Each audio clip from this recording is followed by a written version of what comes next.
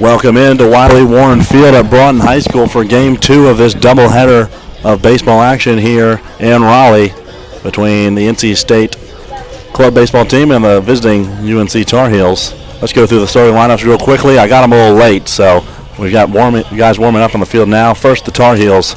Leading things off, same as last game, second baseman number 5, Liam Jackson, and then Peyton Bloom, the center fielder, wearing number 16. That'll be the same thing at 1-2. Well, I've got to refresh here. There we go. That's the updated one. Braden Byer will be the third baseman, number 31. He moves up in the order. Hunter Parrish will stay at the cleanup spot. David Waite will move down from 3 to 5. And then Brandon Kewen will move up from the 8th spot to the 6th spot at shortstop. Cooper Acord is new to the lineup. And then Justin Hall will bat 8th. And then the new catcher in the game for the Tar Heels is number 8, Zach Rose. On the mound, we'll talk about it a little bit more next half inning. It's number 11, Luke DeRoque. For the Wolfpack, they lead things on with the same first 4, Stanfield, Sight, Montgomery, and Creech. Davis Crowder moves up from 7 to 5. Luke Vargo still at the 6th hole. And then Caden Irving will come out with that hamstring injury, and playing catcher will be Andrew Gaggus. Batting 8th will still be Al Morris, and then in center field, Burke Lancaster. On the mound for the Wolfpack in his first start since the year 2023 is Zach Flontek. I'm fired up to watch Zach. And if you haven't heard, he's one of the best stories in club baseball this year. He is exciting to watch. He's got a fastball up to 95 miles an hour. And that first pitch will miss outside for ball 1 to Liam Jackson. And Liam Jackson just gave kind of a wide-eyed expression to the dugout. Like, man, this is a little different. It's been a minute, or maybe never, since Liam Jackson has seen 95. And that's not like Zach Flontek touches 95 sometimes. No, he's going to sit about 93, 94, and sometimes, pretty often hit 95, actually. That'll bounce in the dirt for ball 2. The thing with Zach is command. If he can command his 3-pitch mix, he's going to be really effective. That one will be a little high for ball 3. He also throws a slider with a very high spin rate, a lot of movement on that slider. And then he does not throw a sinker or a changeup for his third pitch. He throws like a splitter sinker type of deal. And that'll be a 4-pitch walk to start the day against Liam Jackson. Now batting number 16, Peyton Bloom. Here's the center fielder, Peyton Bloom, who had a 1-for-3 day in game 1. Now, if there's anyone in the lineup that's seen 95 before, it's Peyton Bloom. He, like I mentioned last game, spent a year at the Division I level.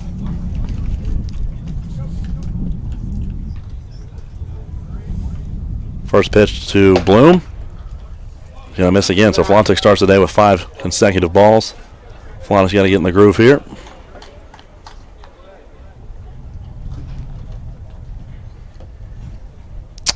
Each week, Flontek's workload kind of ticks up. His first outing against ECU had kind of a 25 to 30 pitch limit, pitch count. That one will be in the dirt. Last week against the Mountaineers of App State, he had about a 45 pitch max. So we expect it to be a little bit higher today, maybe in the 65 or 75 range. as he's still working back from injury.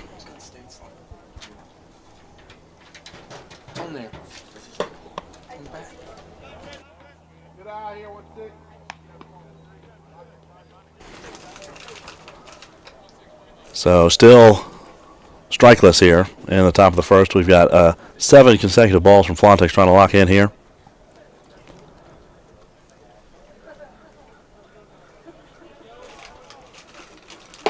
That one finds the zone.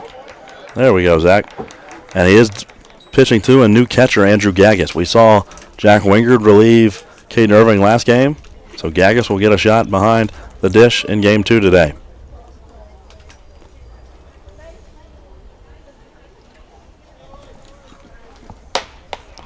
And that one will miss. Ball 4. So Zach, I think, is taking a little bit off here to try to find the zone. Still hasn't found it. Number 31, Braden Byer.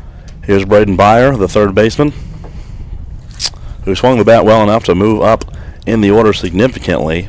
I think from the 7 spot to the 3 spot.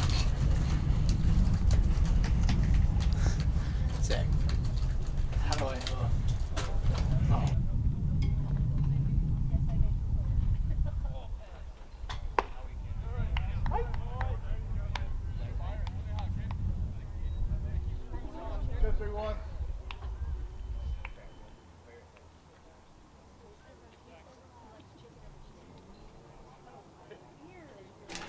And then after we're done.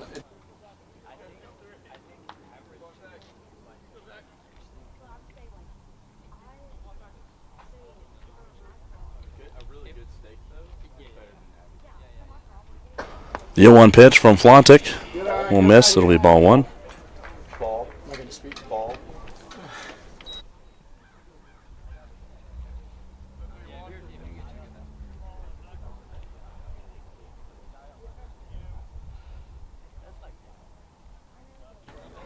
The 1-1 is going to miss low, but with 2-1 count. Byer in Game 1, 2 for 3 with a double and an RBI.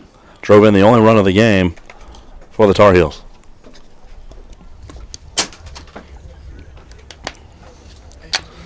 Still trying to find it here is Flontek. This will be his 13th pitch.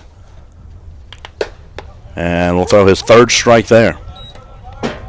So Zach working back from injury, trying to get some indie ball opportunities this spring and summer, and just trying to fill up the zone because he's got the stuff to do it if he can find a location, and just trying to build some confidence. He's not thrown regular innings for 3 years, back in 2023. And that'll be flied into right field, but foul. It's just not often a guy can take 3 years off of baseball and come back and really succeed. That baseball is kind of a sport you need to play very regularly. Injury setbacks are very much big impacts at the highest level of baseball. So 3 years for Tommy John. It's not really a traditional recovery time, and he will get Braden Byer a fan of that one. So his first strikeout of the day. Now got it. Number 13, Hunter Parrish. Here's the first baseman, Hunter Parrish, who in Game 1 went 0 for 2 with a walk and 2 strikeouts. So he was twice a strikeout victim to Ryan Sproul. And then he drew a walk, I believe, from Riley Tuttle. Flontek will find the bottom of the zone there, 0-1. That one registered at 91. I've realized I can peek over and see Jacob Jones, who is clocking Zach behind home plate. So trying to report back the miles per hour jumping off the screen here. Runners take off. That one's upstairs for a ball. And the throw was on time but high and away to Eli Sipe. And Liam Jackson's going to steal his second base of the game. Ball, right? So 1-1 count. So if Parrish can put bat on ball here, he could potentially drive in the first runs of the game, give the Tar Heels their first lead of the afternoon.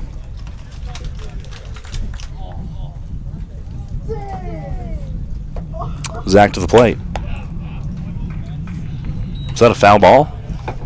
I didn't see it. I heard it. Was that a swing and a miss? I think so. Swing and a miss. It sounded like he hit ball to me. Maybe it's just a loud pop of the mitt. I mean, it is 92. That's what happens when it's 92, I guess. Good point. 1-2. It's up and out.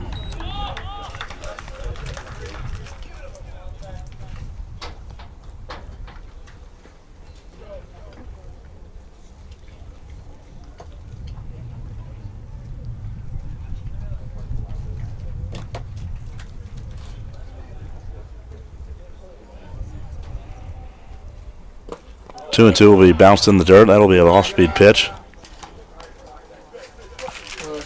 So when you get guys on the base pass via the walk and the lack of command, it really gives the opposing team hope in Chapel Hill, because all it takes is a little base knock through the infield, a little floater of somebody's head, and they've got a couple runs on the board. Well, they don't have a base hit yet.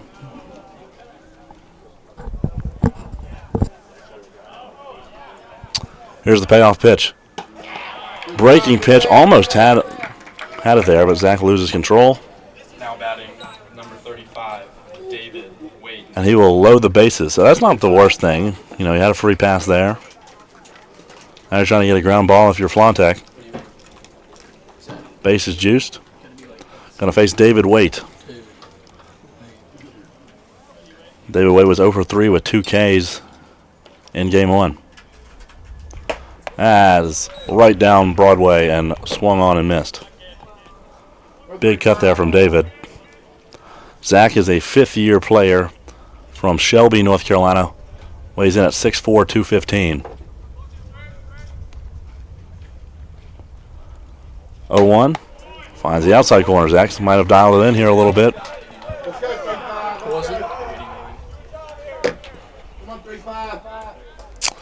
And no, this velocity is not normal for the club baseball level. 0-2. Up and out. It'd be cool if I had a gun on the screen, like flash up the miles per hour every pitch. That would be pretty I cool. watch this channel, Youth Prospects, and like it makes the videos so much more interesting when they show the velocity. You gotta get the announcer cam. Flontek to the plate, and he got David Waite to chase that one. That'll be the second strikeout of the inning. And I'm sure if you're the defense right now, you have to be so bored when Zach pitches. Has to be so boring. Cause like 2 outs, bases juiced. That will be the 6th spot. Brandon Kewen, the shortstop. Kunet. I'm gonna start calling him Brandon K. Brandon Cunini. First pitch to him. Swung on and missed. Big cut from Kewen. 5'5" probably. What's the next one? A-chord? Acorn. A-chord. I was thinking accord. That one swung and missed, and Kewen's just a little bit late. It's an 0-2 count. Like I was mentioning, this Wolfpack team has a lot of velocity on the team. They've got 5 guys that have hit 90 this spring. Usually, top-tier club baseball pitching staffs are really only going to have 1 or 2 guys like that. 0-2 count. Right down Broadway again. Flontek strikes out the side. He loads up the bases, but it doesn't really matter when there's no one making contact. We'll go to the bottom of the first. Due up for the pack is Stanfield, Sipin, Montgomery. We'll be right back on YouTube. Yeah, I do.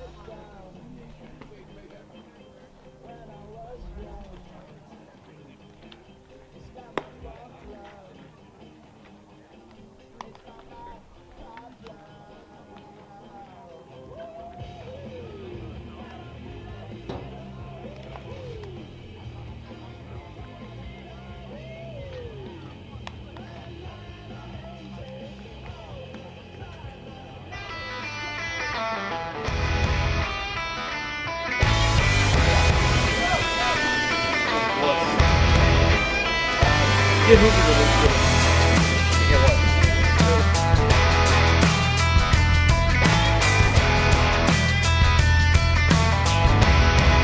Off for your Wolfpack, number 24, Drew Stanfield. Welcome back to Wiley Warren Field here at Broughton High School. Leading things off for the Wolfpack is Drew Stanfield, and on the bump for the Tar Heels is number 11, Luke DeRoke, getting his first ever appearance in a club baseball game. He's a freshman from Fuquay-Varina, North Carolina, went to Willow Spring High School. His first pitch will be fouled off by Stanfield.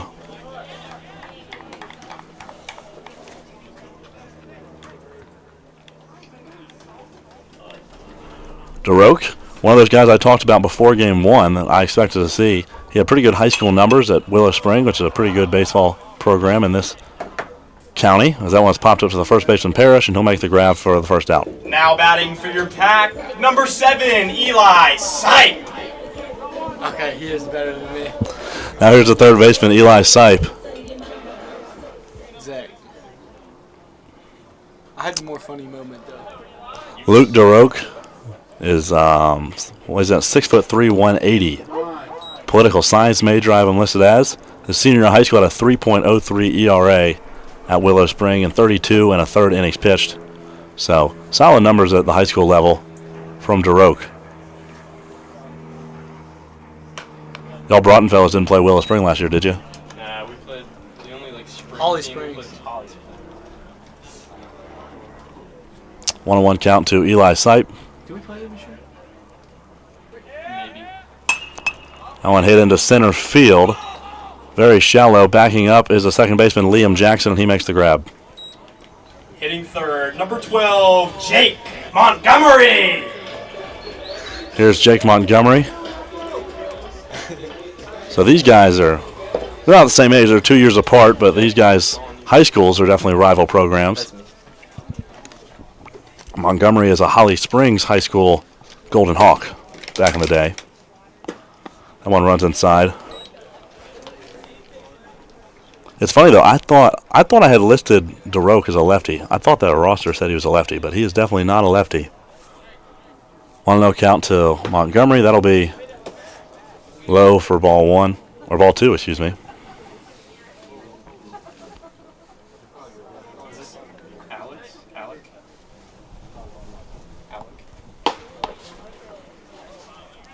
In game one, Jake went 0 for 1, had a strikeout, but got on base 3 times, had 3 walks and scored twice. The 3-0 in there for strike one from DeRoke.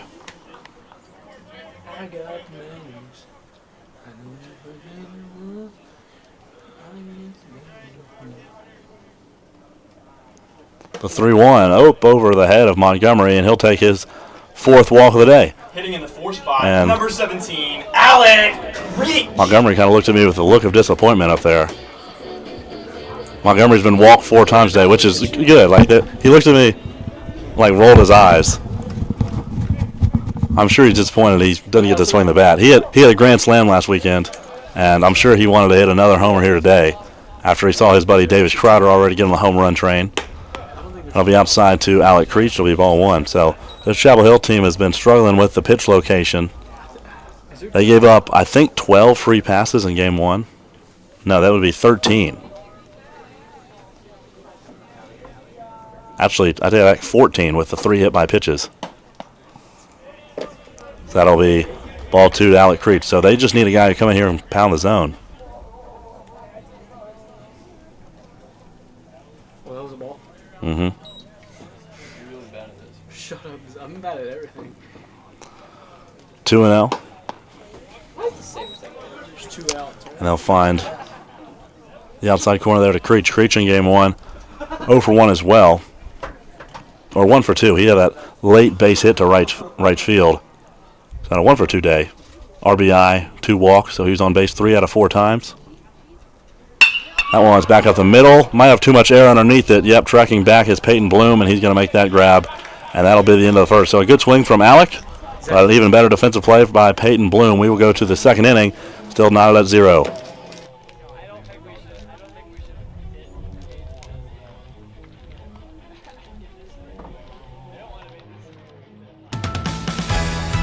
The trusted authorities in pest protection have come together to introduce the new Authority Advantage Total Home and Yard Bundle, the industry's first of its kind solution that delivers inside and outside worry-free pest protection all year long. Authority Advantage is our best services bundled together to deliver pest-free peace of mind around the clock. And not just by anyone, but by experts, by the authorities on pests. Being an authority used to mean something. Get started with our new Authority Advantage Total Home and Yard Bundle today. No commitment, no contract, guaranteed. Protect your home with authority.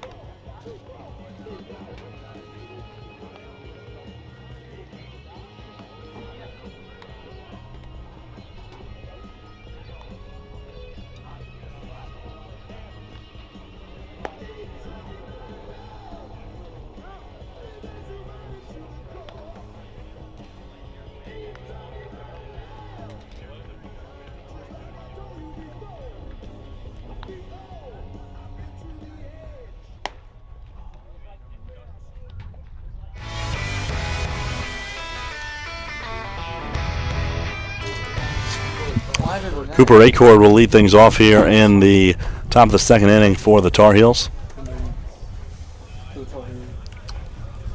Acord will make his first plate appearance of the afternoon. He is your new, what position is he playing? He's playing left field. First pitch is in the dirt from Flontek, and it'll be ball one.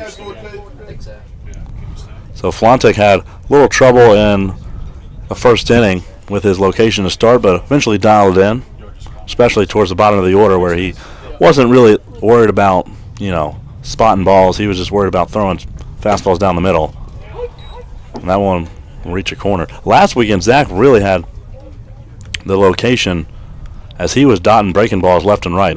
I saw more breaking balls from Zach last weekend than I ever have before. 1-1. That one swung and a miss. Dropped by the catcher, though. He strike two. I'm sure Zach is not the easiest pitcher to catch in the world.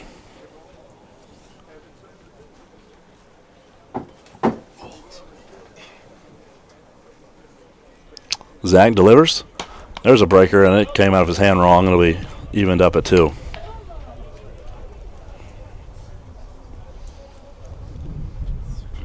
many viewers you got right now? Let's get a 95 right Hmm? here. How many viewers? Oh, it doesn't say. I'll have to check after in mid-inning. Jack, check. Get out of here. My phone's He's going to drop the wheel a little bit. It's like 87 now. You just spilled my I think it was empty. 3-2 count. And he got the outside corner. Got him looking. That'll be Zach's fourth strikeout of the day. And there's not been a single Tar Heel that have put a ball in play yet. We'll see if Justin Hall can do that. I have a little bit of information on Justin Hall. Hall's a junior. He went to Carborough High School. This is his first time back in baseball since graduating from high school, so it takes a couple years off. But he was a 3-year varsity starter at shortstop for Carborough High School. So 61 career games there, had 42 hits. So you can tell Justin should be excited to be back in the game. It'll be 1-1 and 1 count to him.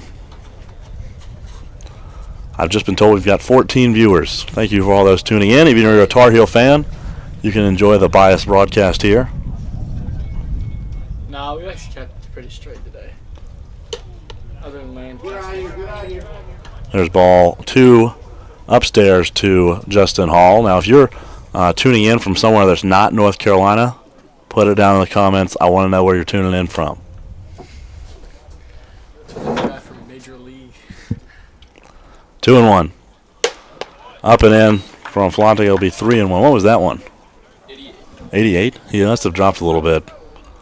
He hit 90 once this inning.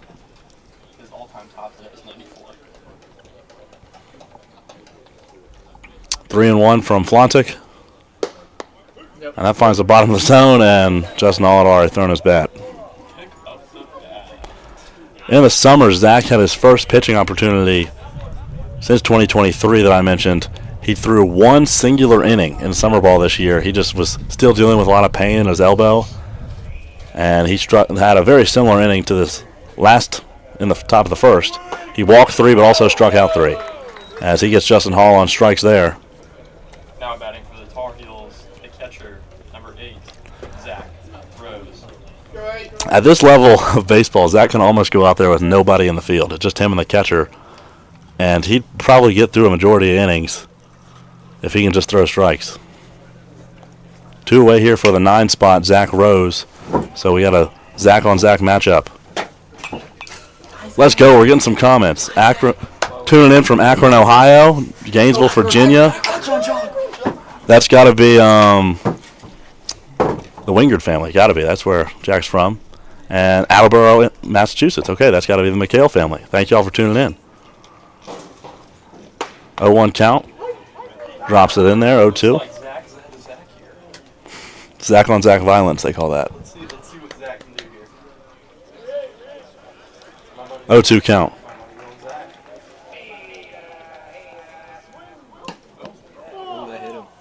Where did it hit him? Did it really? Wow. So Zach Rose gets him a free pass there.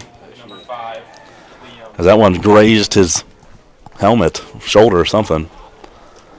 And he'll take first base. That brings up Liam Jackson back to the plate.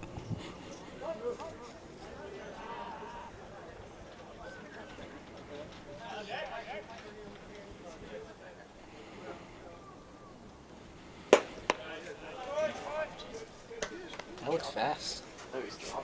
Yeah. So Liam Jackson, he walks his first time up. He had a stolen bag.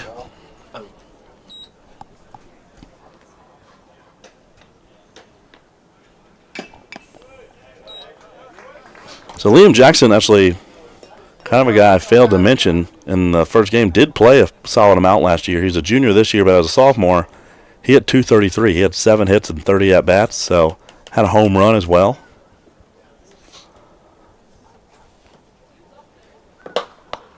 And the slider's just not really coming out of Zach's hand right. They're all kind of going straight to the right-handed batter's head area. That'll be 2-1.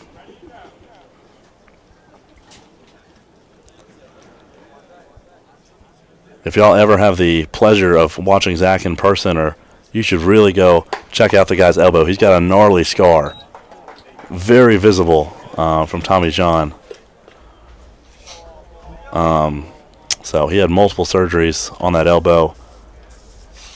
Real trooper for sticking it out and still playing all these years later. 2-2. Swung through it. 6 outs, 6 strikeouts for Zach. There's not been a singular ball put in play. The defense is asleep out there. We'll go to the second inning. At the bottom of the second inning, Wolfpack due up is 5, 6, 7, I believe. Crowder, Vargo, and Gagas. We'll be right back here on YouTube.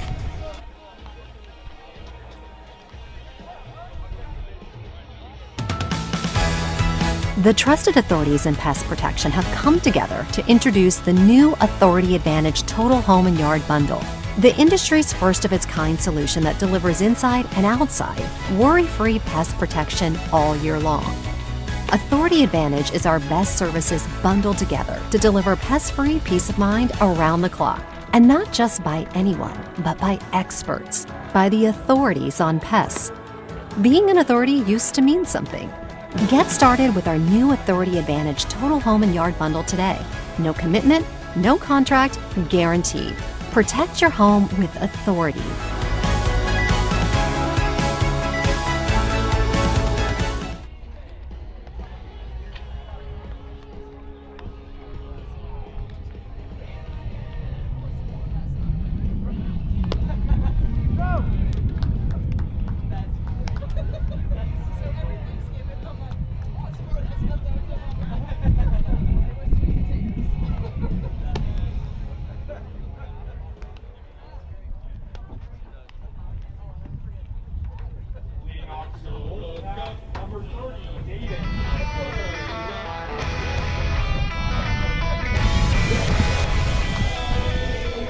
Bottom of the second inning about to get underway here in Raleigh.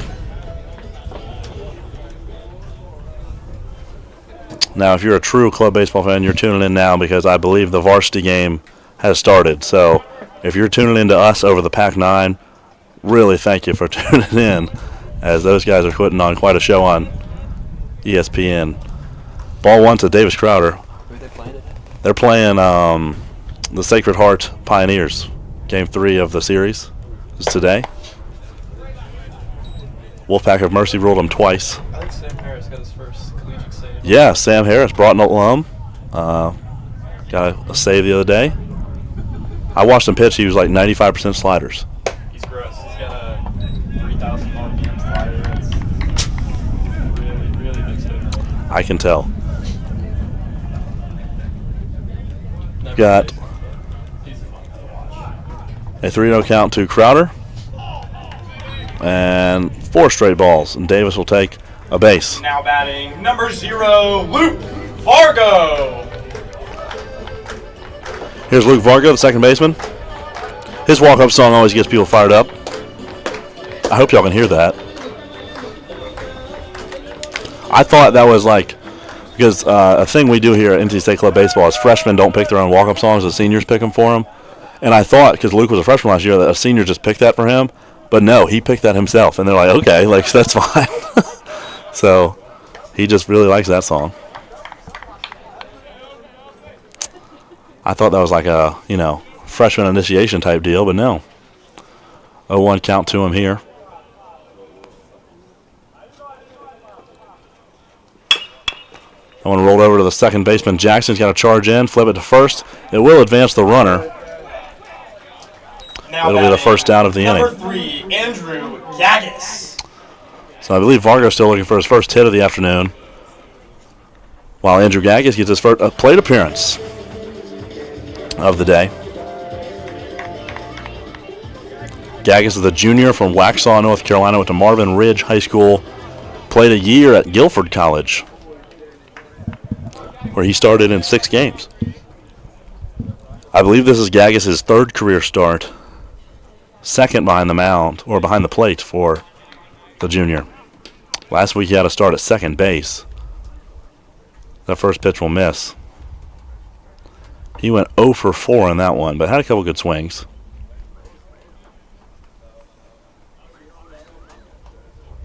Got a runner on second here. He'll drop that in there for strike 1, even up the count here.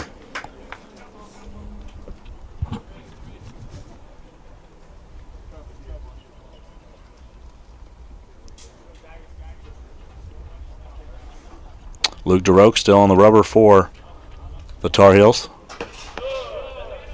That'll be ball 2. Andrew Gaggis, though, not playing a whole lot last season, had a really clutch moment where we were in a tight game with the Charlotte 49ers, and Gaggis gets put into play late in that one. Singles, pinch hit single. Nice job, already done your job, as a pinch hitter, just get on base. And then he goes out and steals 2 bases and is the game-winning run. So, kind of an unexpected hero in that one.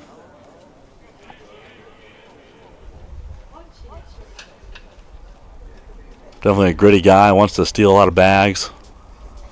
That's how you want your catcher to be behind the plate. 2-2 count to him. One's upstairs, it'll be ball 3.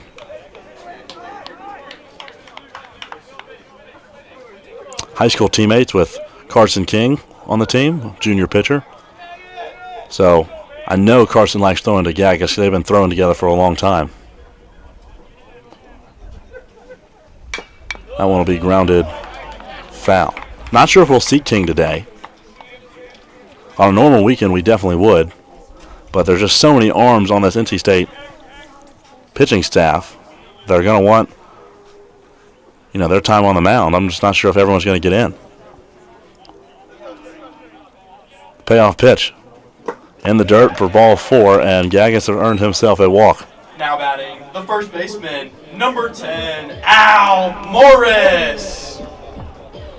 Here's senior Al Morris, who had a nice 1-for-2 performance this last game with a 2 RBI single.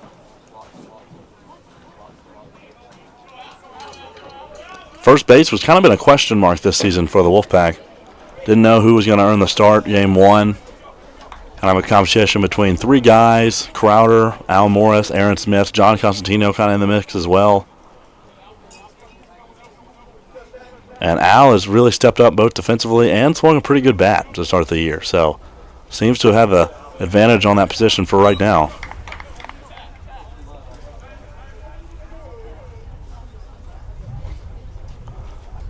Al, I remember as a freshman, Al had I think it was a triple off the wall against Carolina in Chapel Hill. Al's not really a guy who's known for his speed, but I remember that was a fun game because Al has hit a triple.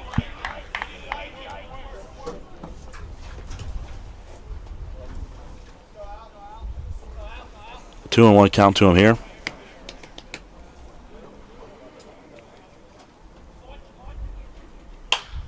That one a little flare into left center field. Can he get down? No. Q-in finds it and made a really athletic play to throw it kind of over his shoulder to the second baseman Jackson, but Davis Crowder realized that he was going to make the grab and slides back in safely. So a second out of the inning there. So Morris almost kind of stole a hit there, but Brandon Q-in didn't allow that to happen. Now here's Burke Lancaster, the 9-hole spot. 0 for 3 in game one with a walk. However, as soon as he walked, the very next pitch was grounded into a double play. So he was not on the base pass very long. The longer you let Burke stay on the base pass, more likely it is he's going to steal. He had a lot of them last season. I mentioned last game 23, the team record for steals in a season, set by Burke last year. 1-0 count, ground foul.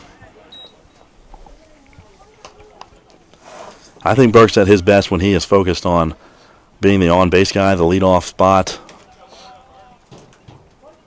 So definitely a guy that you love to see walk if you're a Wolfpack fan, because that's kind of his role on the team. Get on base any way you know how and steal some bags and be in scoring position for the guys behind you. So it kind of makes sense to me that he would kind of bounce back and forth between the leadoff spot and the 9-hole. 2-1 count. DeRoche to the plate. Up and out will be ball 3.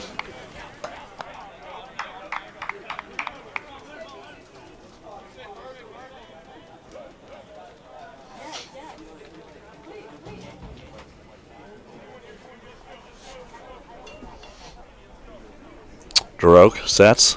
Deep breath. Goes home.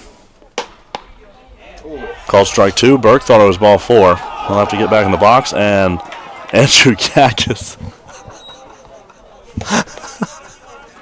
Gaggus assumed it was ball 4. He was almost to second base, and no one noticed, so he had to sprint back to first base. Oh my gosh, that was a mess. Hopefully Burke didn't make an enemy of this umpire here. Full count. Runner should be moving. It's up and out. Didn't matter. It'll be ball 4 regardless. Now batting the shortstop, number 24, Drew Stanfield. So bases juiced, 2 outs for the leadoff spot, Drew Stanfield, who's not really had his moment yet today. 0 for 2 in game 1 with a run, a walk, a hit by pitch. He did have a stolen bag. Kind of a quiet day for a guy who's, been one of the offensive leaders of this team. We'll see if Drew comes alive here with the bases loaded. And the ball gets away from the catcher, and that's going to break this tie here. Davis Crowder will score. All runners will advance. It's a 1-0 ball game. Get him here. Come here.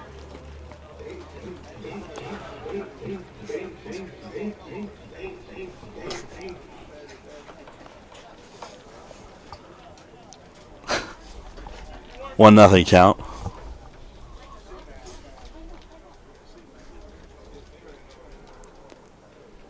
DeRoche to the plate. That's high. 2-0. Chapel Hill really struggling with the accuracy here. Like I mentioned, 14 free passes in game 1. That one is popped foul. It'll be a 2-1. Still no hits in this ball game for either side. 4 free passes so far in this game and just 5 outs through it for the home side. This is in fair territory, lifted high in the infield, behind the pitcher's mound, and the third baseman makes the catch. That's Brandon Byer. Good job calling everybody off. He wanted that ball. He saw it all the way through, and that'll end the scoring threat. More runners left on base for the Wolfpack. We'll go to the third. 1-0 NC State leads. We'll be right back on YouTube.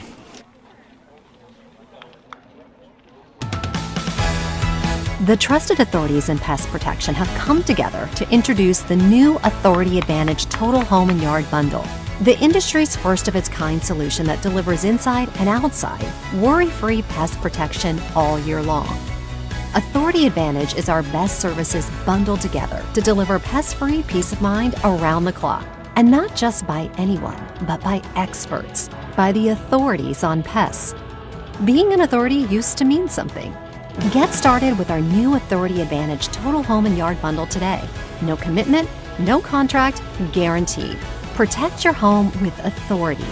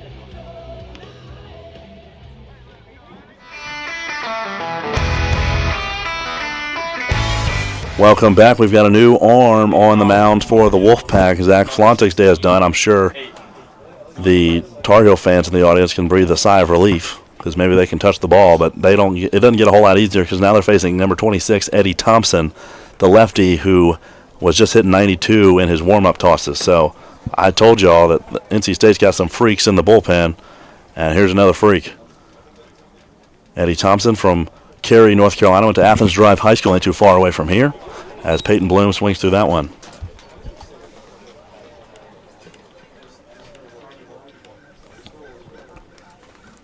I mentioned it the first time Bloom was up, though, when he faced Flontig, that there's anyone on the team that really should be able to hit this. It's Peyton Bloom. Played at George Washington. He was a 4-year starter in high school at Apex Friendship.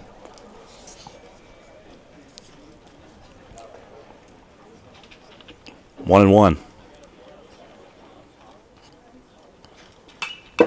Thompson has an 0-1 record on the year. Got a win at ECU on the season. 2 1/3 innings pitched. 5 hits allowed. Only 1 earned run. No walks to 2 strikeouts. And an ERA under 4. Eddie kind of had a shaky start to last season. Didn't have the command all there.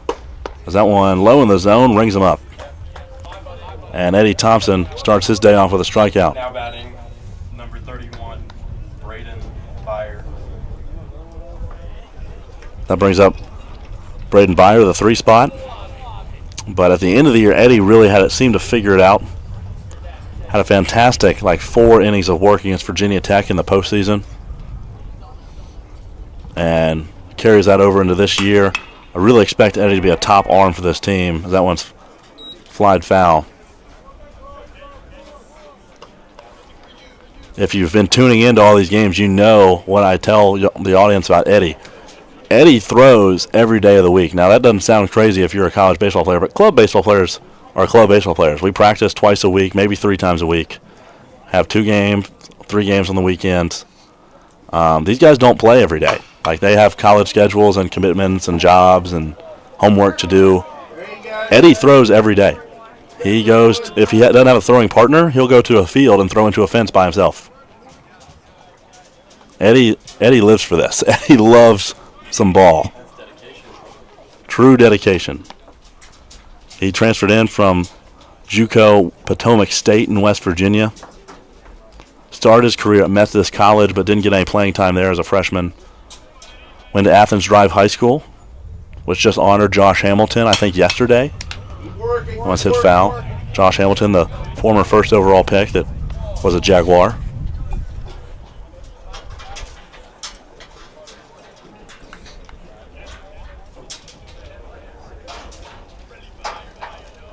So good at Josh Hamilton.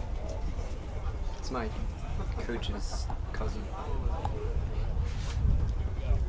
0-2 count. Up and out for ball 1. And Eddie last year was not this. He was not 91, 92. He was 87, 88, but would really sit 85, 86. And just Eddie, like I said, when you throw every day, when you're this committed to this, things seem to work out for you. Just the work ethic is off the charts for Eddie. 1-2. Swung through and missed by Byer, and there's another K. We've got 8 outs today for the Wolfpack, all of them via the strikeout. Number 13, Hunter Parrish. I wonder what the record is for most strikeouts to start a game. How many batters does it take for you to put the ball into play? We're sitting at 8.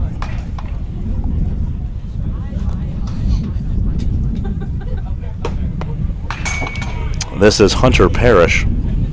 As a ball. As he swung through that first pitch, it's 0-1.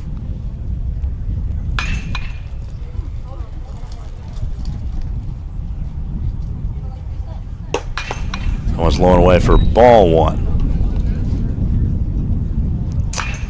And with a pitching staff like this that I've been, complimenting so heavily, you'd be surprised to learn that they lost to App State in a doubleheader, but lost both games of the doubleheader, came back and won on Sunday, but they gave up 14 runs in game 2. So that's really some credit to the App State hitters, as that one is lightly tapped to Luke Vargo. And that's actually a tough play that he just made look really easy. Credit to Luke Vargo. You got to charge into that, scoop it up with a glove, and then toss it. Kind of an awkward angle. That was a really impressive play from the sophomore from Wilmington. And we'll go to the bottom of the 3rd.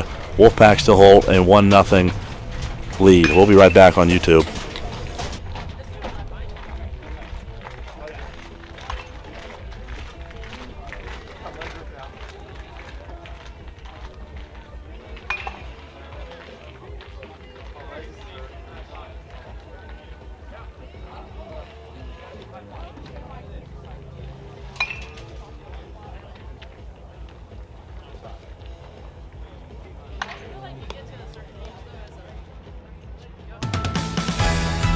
The trusted authorities in pest protection have come together to introduce the new Authority Advantage Total Home and Yard Bundle, the industry's first of its kind solution that delivers inside and outside worry-free pest protection all year long.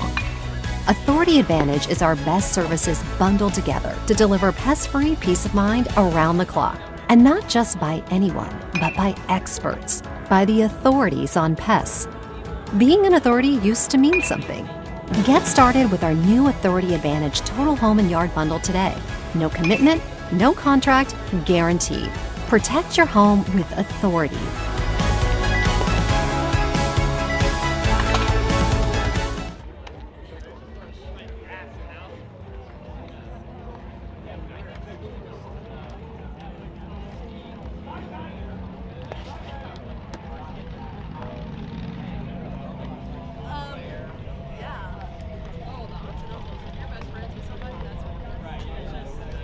No, I didn't say that. Oh, no, I said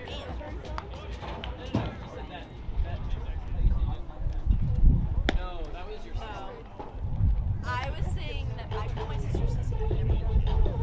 Really thought about it when I wanted to.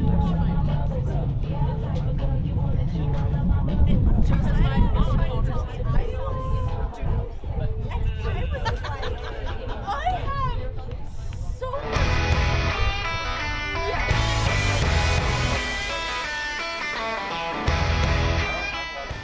I was like, somehow it's be Sissy, whether it's Sissy or Sissy. I don't know. Eli Sipes swings through that first pitch Number 7, Eli Sipes. of the inning.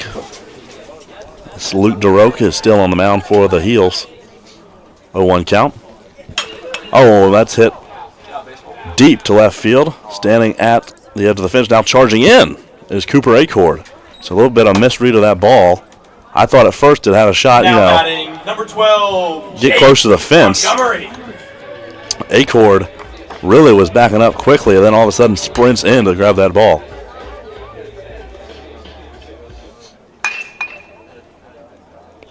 Now here's Jake Montgomery, the 3 spot.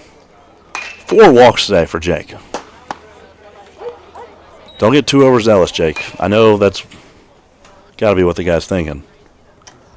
Sometimes you just walk so many times in a row, you really just want to swing the bat so bad, and then you end up striking out because you just get too overzealous. 0-2 count to him here.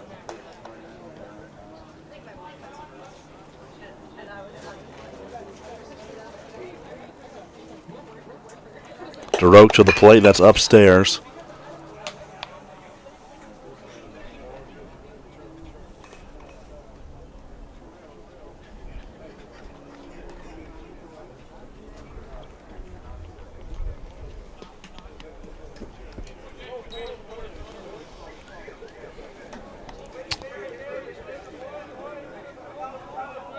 Two and 2 count to Montgomery. A little bit of club baseball history for you here. If you didn't know, Tar Heels, 2007 club national champions. Oh, that one, finally, Jake Montgomery, first hit by pitch of the year. I told Jake, dude, when's the hit by pitch going to come? Alec Creek. He's been, like I said last game, he's your national leader in hit by pitches in club baseball over the past 2 seasons with 37. He doesn't have one this year. Like, man, what did you change? You don't get hit by pitches anymore, man? So there it is. So he's got 1 hit by pitch now on the year. That brings up Alec Creech. That wasn't even that far from a strike. He was up. So it does make sense why he gets hit so much. He is almost standing on top of the plate. Here's Alec Creech up to the dish. His first time up. He's 0 for 1. I'm trying to remember what he did, though. I think he might have flown out to center.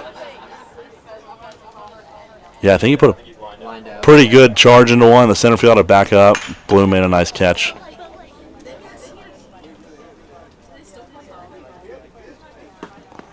It's in the dirt. Jake Montgomery. Catcher lost it, and Jake just never committed to running. And he'll have to stay on first base. Kind of hesitated a couple times. When you hesitate, you just got to decide to stick it out.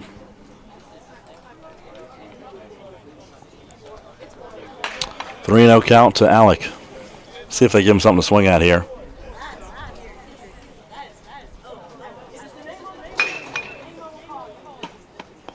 Finds the outside of the zone. That might have been a little gracious call there.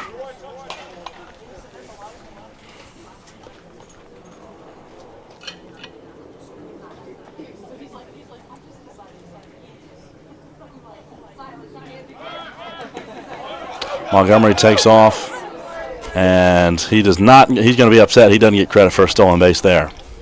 Now batting number 30, Davis Crowder. 2 on and 1 out for Davis Crowder, who walked and is the only run of the game thus far. He scored on a wild pitch back in the second inning.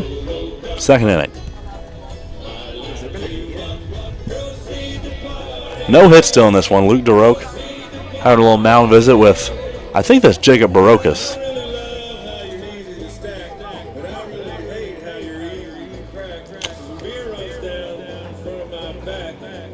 So we're going to get to hear the extended version of Davis Crowder's walk-up song, Red Solo Cup by Toby Keith. Not a bad choice.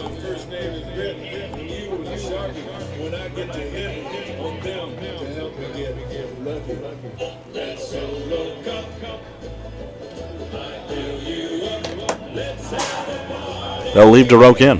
Barocas has decided we'll give him a little bit more time. He does have an arm warming up. Looks like number 6 to me from here, but again, I don't think any of these guys wear the right numbers, so.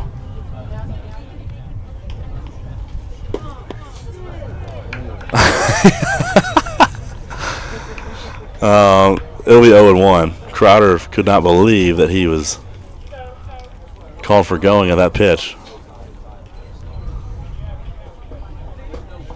0-1 count. Telling you again, club baseball is a unique level of baseball because it's still very competitive. Still a lot of fun. But it's just like you get to catch niche things like that.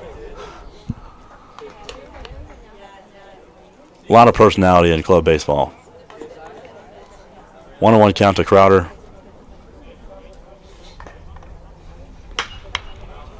He's going to sky it foul. 1-2.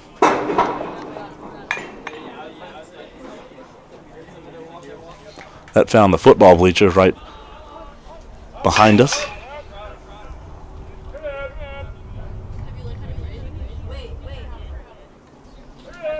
To the plate, Baroque will bounce in, and both runners are going to get to advance here on the wild pitch.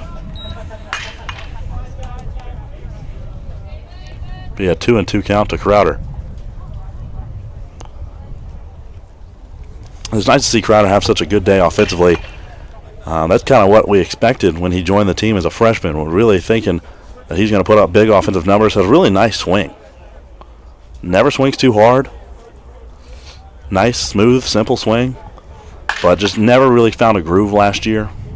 Had some bad luck. That one flying into shallow right.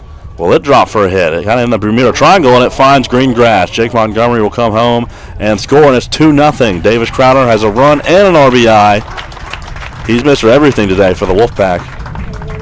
Now batting number 0, Luke Fargo. As that one just kind of hit in the Bermuda Triangle over there in right field. Liam Jackson didn't have a good angle on it, and it was just kind of too far in for the right fielder to get to. Who is the right fielder? I forget. The right fielder for UNC is David Waite. David Waite, that's right. So let's put some first and third signs here on for the catcher, Zach Rose. Luke Vargo's up to the dish. Vargo's 0 for 1 today. Don't think he has a hit this afternoon.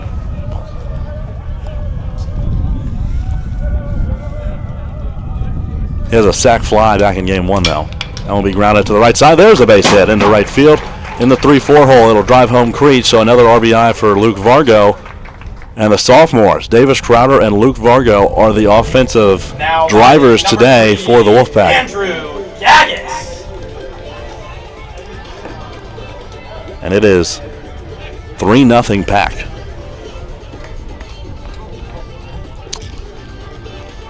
So John, President Constantino, sending some signals down here to Andrew Gaggis.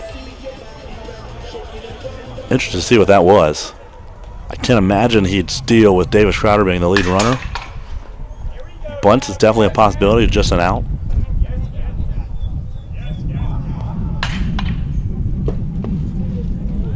As Gaggis going to half swing at that one, but he does go. It's 0-1. Gaggis walked his first time up. He's getting the opportunity to play because Caden Irving kind of pulled his hamstring in that first game rounding second base. And better be safe than sorry with that one. You want to keep Caden healthy. It's 0-2.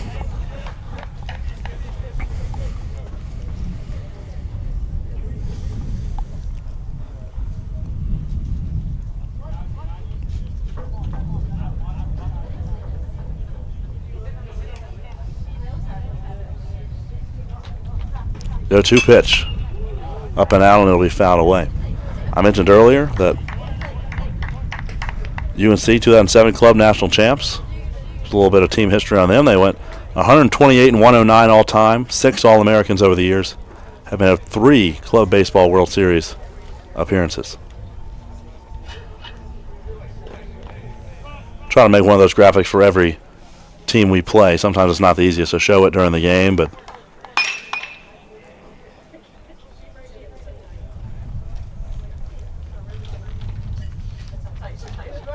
so I would have loved to have seen the club matchups back in the early 2000s between these two schools because both were regularly making it to the Club World Series back then. Wolfpack have not made the Club World Series since 2008. They were the national runners-up in 2004. I have one of these for NC State somewhere. Here we go. 2004 national runner-up. That record's a little bit different. That was at the start of the season. 12 All-Americans and 4 World Series appearances. That one fouled back by Gagas. Gagas doing a good job of doing battle, staying in this one.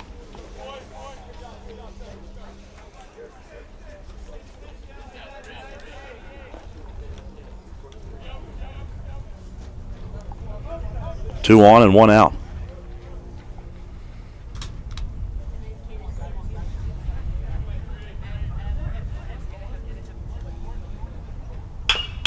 Rounded foul again.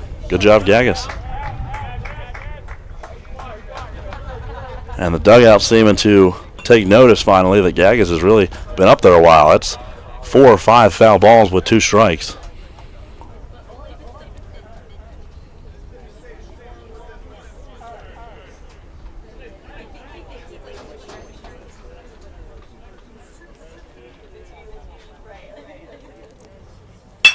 That one's at the shortstop. Q, and he can't make the grab. Crowder will round third. He'll come home. Vargo will go to third. They'll challenge him there, and he's safe there. Gagas will move it to second on the throw, and it's 4-0 Pack. Now batting number 10, Al Morris. So look at this. The Pack offense coming alive here. Gagas, they're going to rule that one a hit. We'll make sure that they do in Game Changer as well. Kewen trying to backhand that high hopper to him, and it just never fell into his glove. And Vargo with the aggressive base running. Round second, gets to third. Really glad Vargo's back. Vargo was a huge piece to lose last weekend because of his illness. Huge piece in the order. He's got a lot of pop to his bat. Even when he's not having a good day, he's usually driving in runs somehow. Really good defensively at second base and in the outfield if you need him to play there. So really glad Luke's back. As we're going to try to figure out who this next pitcher is. We'll be right back.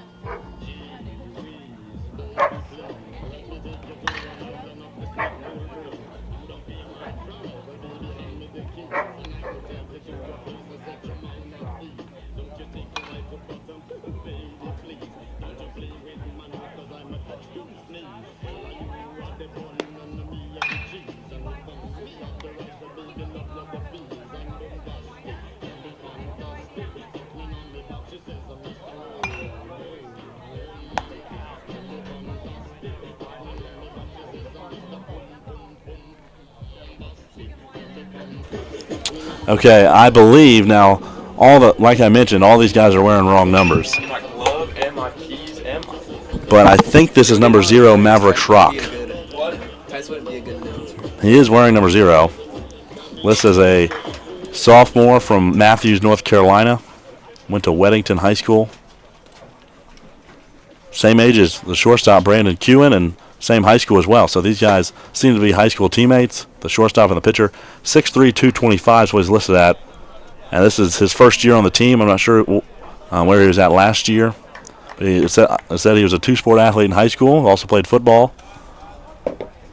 Now he's facing Al Morris with 2 on and 1 out here in the bottom of the third. Wolfpack with a 4-0 lead. It's kind of a side armor. He's going to drop that into left field. Al's got another base hit. Rounding third is Gagas. He'll go home. Left fielder misplayed the ball, and Al will take second. And he's in there safely. 6-0 Wolfpack. A 5-run inning totally started by Davis Crowder in the middle. And Crowder, Vargo, Gagas, and Morris have now all reached base. Really great job from the middle of this Wolfpack order. And now the bottom of the order. Burke Lancaster up to the dish. So I'm going to rule a hit by Morris with an error by the left fielder to get him to second. That's what I would rule it. We'll see what the official scorebook gives them, as the pitcher will miss to Burke.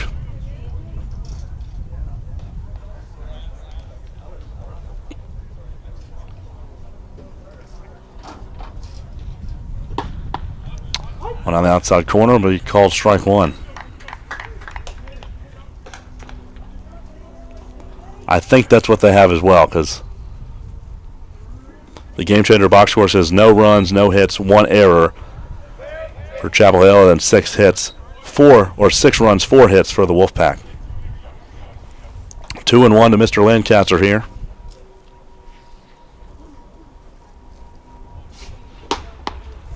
If he cuts through that one, it'll be evened up at 2.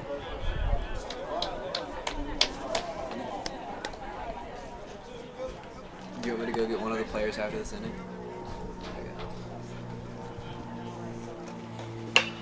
That one hit off the handle, foul. That was a good pitch. So these NC State hitters are going to have to adjust to the sidearm-ness of Maverick Schrock.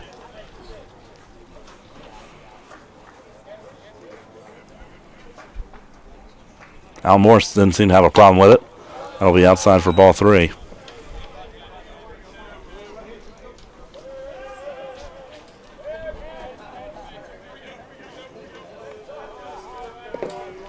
Now, if it's not Maverick Schrock, I'll have to let you know. That one sliced foul from Burke. I believe this will be the 8th pitch of the at-bat upcoming. Long at-bat for Burke here. Nice job standing there and battling. Been a very long inning for Chapel Hill. I'm sure they can't wait for it to be done.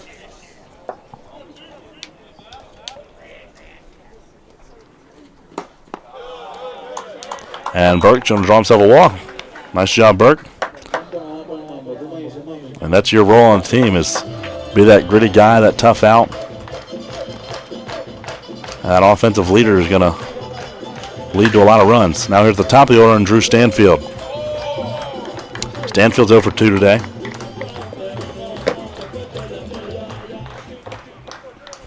Just still the one out here.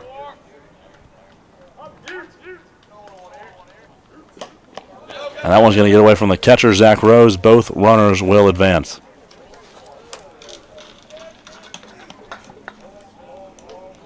Al Morris is 90 feet away now. Now, if you're a Chapel Hill fan or just tuning in for the first time this season, you'd be surprised that the Wolfpack came in with a 2-4 record, seeming to be pretty stout both offensively and pitching-wise. But no, they've had some tough breaks on Saturdays. Lost both doubleheaders they played this year to ECU and App State. ECU, of course, one of the top teams in club baseball year in and year out, ranked number 4 right now in the country. And then App State got the better of them last weekend. Just kind of 2 mental victories, I'd say, for the Mountaineers. That one's going to be rope foul for Drew.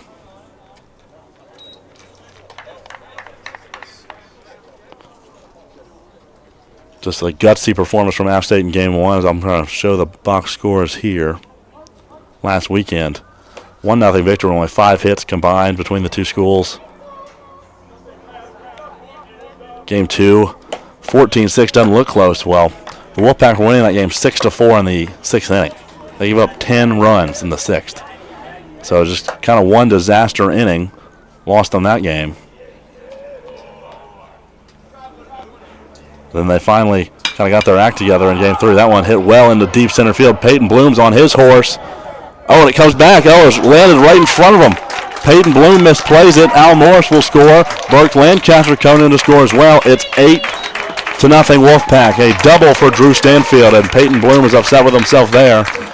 as you can see his frustration. He was on his absolute horse to get back to the wall. He thought Drew Stanfield had a wall scraper, and then he realized, oh, shoot, this is going to land well short of the fence. Charges in, but it wasn't in time. And Peyton Bloom is really one of the better defensive outfielders you're going to play against in this conference. And Drew Stanfield got the best of him there. Still just one out in this one. Back up the middle. Played by Liam Jackson. Bobbles the ball, though, and Stipe's going to be safe. And I think that one's going to be ruled an error. And Stanfield will advance to third, so runners on the corners now and one out for Jake Montgomery. 7 runs thus far in the inning. And no, the game changer, that's been ruled a hit. Really? So, a little bit of my surprise.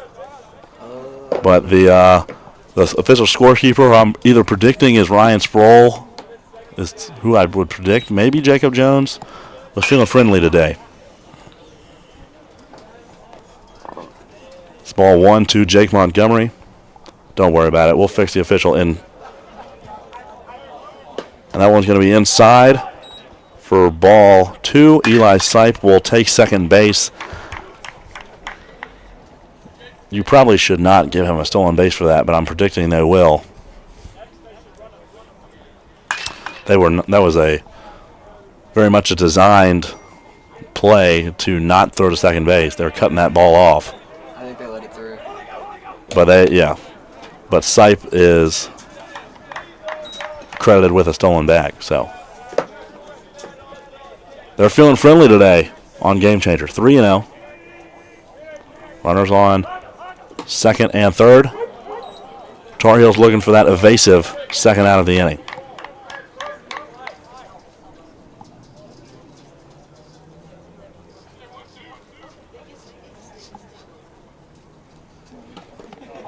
And another hit by pitch. Jake, I'm sure, is frustrated. He has not gotten to swing the bats today, and I'm sure that just kills him inside. So this is going to load the bases. 4 walks, 2 hit by pitches today. So he's been all over the base pass. But you just know the guy wants to swing. But that'll help his on-base percentage, I'm sure. I'm sure it will be well over 600 or so after this weekend. Maybe probably 700. Here's Alec Creech. That one grooved in there a little high for ball 1.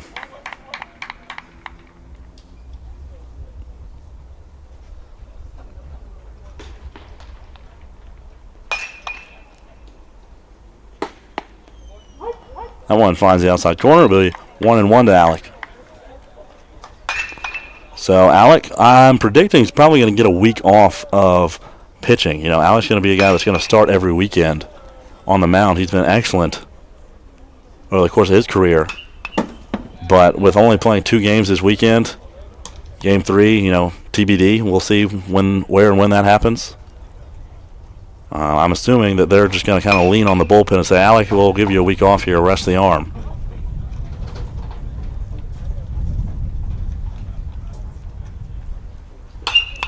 Alec jumps on that one, but pops it up in the infield. Second baseman Liam Jackson says he has it, and he does. There's the second out. It took a while to get it, but Carolina got it just the same. It'll be bases loaded, 2 outs now for Davis Crowder, who has already has an RBI and a run this inning. Who led off this inning? I think Jake Montgomery, who's on first, led the inning off. That's because I think Davis drove him in when he came up the first time. So I think this is the 12th batter maybe of the inning. That'll run inside. See, 7 runs, 3 on base, that's 10. 2 outs, so it's the 13th guy. My math was correct. 1-0 count to Crowder. Just having himself a day. And he do it some more, and that'll be a ground ball to second baseman Jackson, and the force at second is there. Brandon Kewen makes the grab, and that will be the disastrous end of the 3rd inning for the Tar Heels. And they'll finally get to bat again. We'll see who comes out here on the mound for the Wolfpack to start the 4th inning. We'll be right back on YouTube.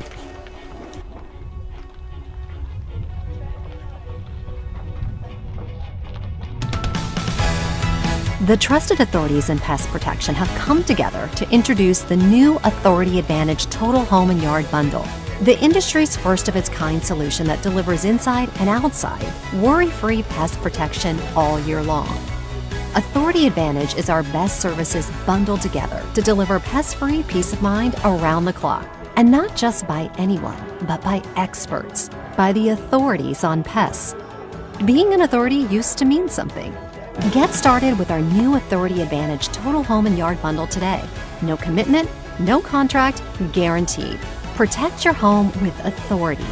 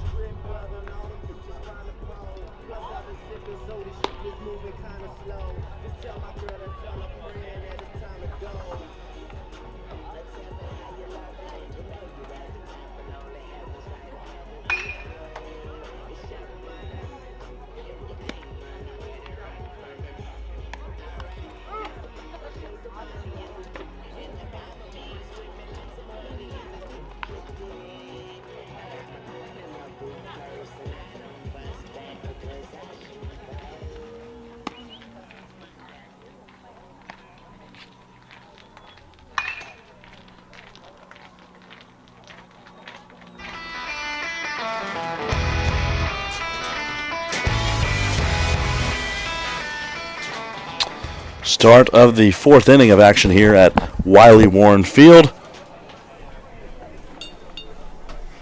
at Broughton High School in Raleigh. Eddie Thompson back on the hill for the Wolfpack. A little bit of surprise there. I would have thought they'd just continue to cycle through their relievers here to kind of get everybody an inning. But Eddie will be out here for a second inning of work. Don't hate the decision. Eddie looked fantastic last inning, now facing David Waite.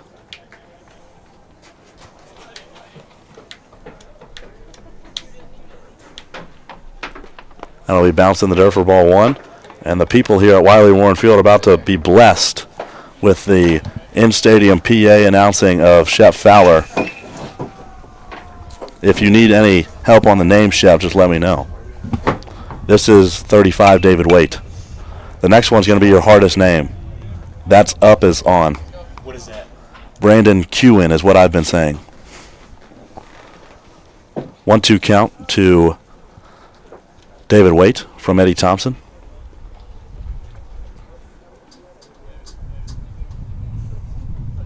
Thompson lifts his leg, go home. Taps over to Al Morris at first. Might have a little PFP action here. Race to the bag. Al just beats him. Waite really showed good hustle there to try to beat one out, but just couldn't do it. Now batting number one, Brandon Hewitt. Trying to sound as possible. I like it. We were graced for the first 11 innings or 10 innings or so here to be helped out on the PA system by the Broughton High School varsity boys. And now they've all had their other time commitments. They got to go do stuff. So Chef Fowler's up here in the booth with us now. Here's number one, Brandon Kewen, the shortstop.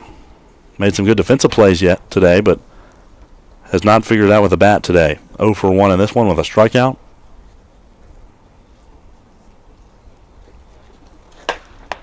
Thompson to him. That'll be 2 balls in a row.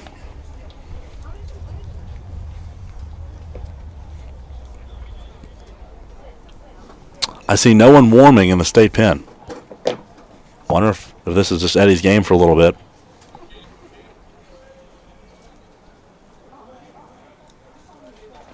Eddie to the plate.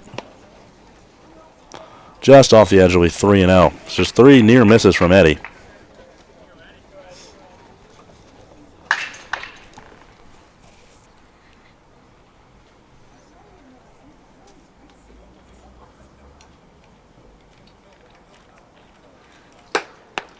Down on the outside corner. That wasn't that much different from the last pitch he threw. 3-1 count now.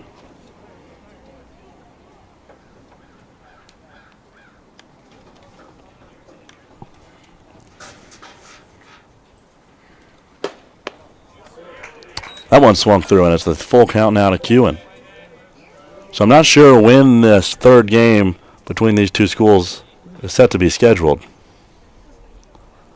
But if it's not before spring break, the next games to be played for the Wolfpack will be in the state of Florida, which is always exciting as they take their biannual PCB trip.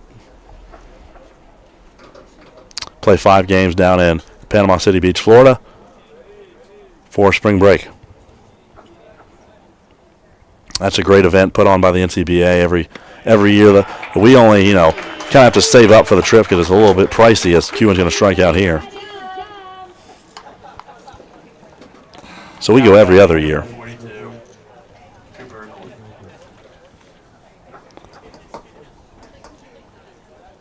But the Wolfpack, talk about dominance in the state of Florida. I have a graphic here. We are 23-0 in the state of Florida all time, and we're going to try to keep that streak active in a couple weeks. First pitch here from Eddie is to Cooper Acord, and they'll be in there for strike one. So 5-0 last time we were there in 2024. 3-0 in 2023, playing the Gators in Gainesville. 2022, 5-0 again. 2019, 4-0. 4-0 in 2017, and then 2-0 in 2015. So that's a record we're very proud of here. Trying to keep that alive in a couple weeks. 1-1 count to Cooper Acord, the left fielder who committed that defensive miscue last inning. Gave Al Morris a free bag.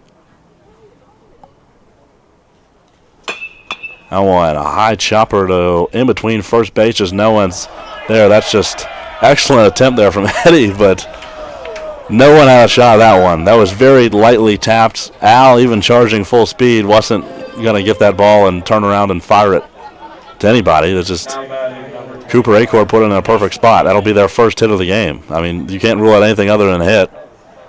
So the Wolfpack's no-hitter bid is killed with that little infield squibbler.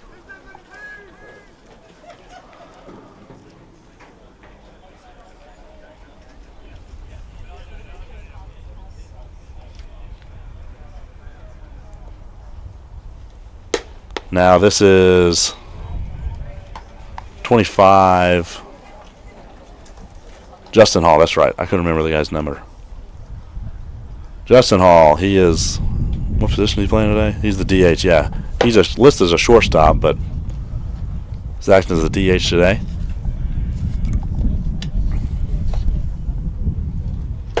Swings through that one, and it's a 1-1 count.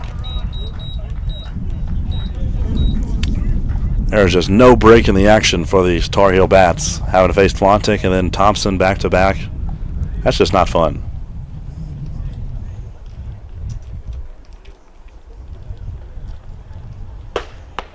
Swung on and missed again. Thompson's just burning fastballs by him. I can't see Jacob Jones' TrackMan anymore. I would tell you how fast that one was, but I didn't see that one. I saw he hit 92 at one point.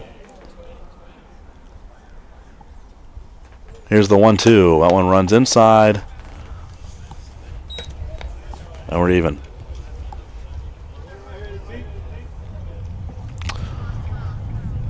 One out away from retiring the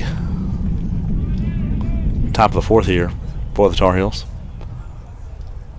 It's the 8 spot, Justin Hall, the first club baseball at bats here today. That one on the outside corner, and the second strikeout of the day for Justin Hall will be looking. Eddie Thompson with another strikeout on the afternoon now. That is 10 strikeouts for the Wolfpack between Fontek and Thompson. We'll be right back for the bottom of the fourth here on YouTube.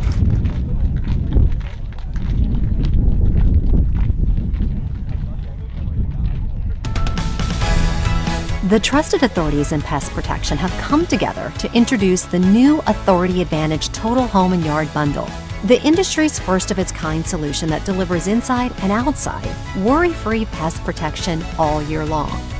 Authority Advantage is our best services bundled together to deliver pest-free peace of mind around the clock. And not just by anyone, but by experts, by the authorities on pests. Being an authority used to mean something. Get started with our new Authority Advantage Total Home and Yard Bundle today. No commitment, no contract, guaranteed. Protect your home with authority.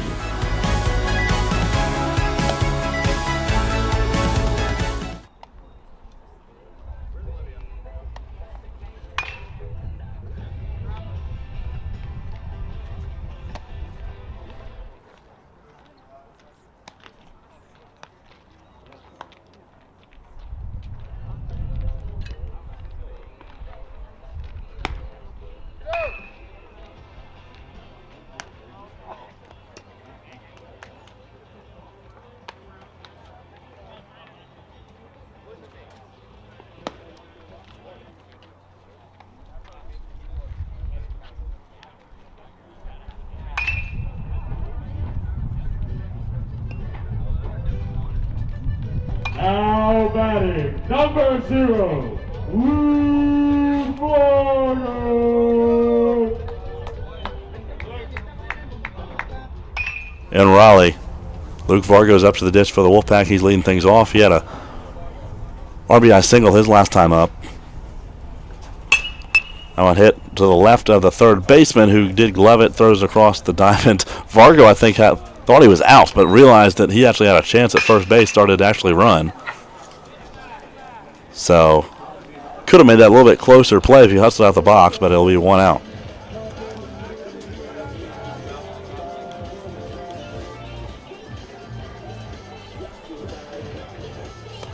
So a leadoff out, and that'll be the day for Maverick Schrock.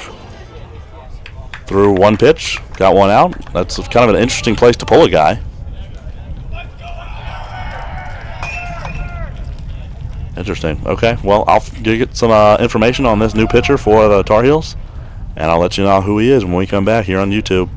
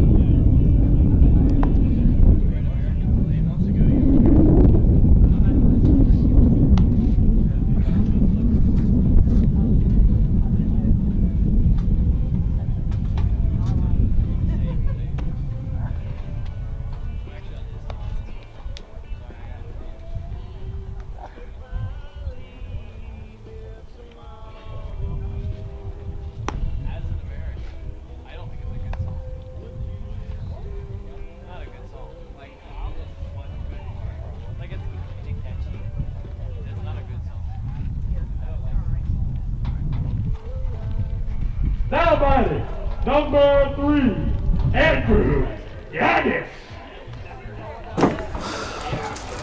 All right, welcome back in. I just noticed my scoreboard says we're the NC State Mountaineers. That's on me, guys. New pitcher, I think. Again, they're all wearing wrong numbers. Bryson Tarr is listed as number 14 for the Tar Heels. So it feels like somebody needs to yell heels after I say this guy's name. But we don't do that around here. This is Andrew Gaggis at the plate. Base is empty, one out. So again, kind of an interesting spot to move to Tarr away from Schrock after Schrock got one pitch or one out on one pitch to start the inning.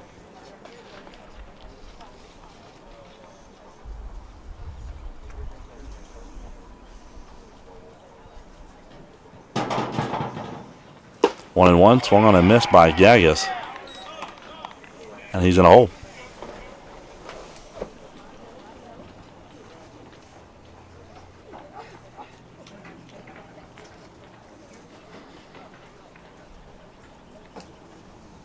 Gagas had his first hit of the season earlier today. He is 1 for 1 on the afternoon with a walk and a single. Evened up the count at 2 here. They gave him credit for a double, though. That was definitely not a double, but right now in the record book it is. 2 and 2. And that's going to bounce off his elbow, and I'm sure Gagas will be happy with that. Now batting, number 10, Al Hammer Morris.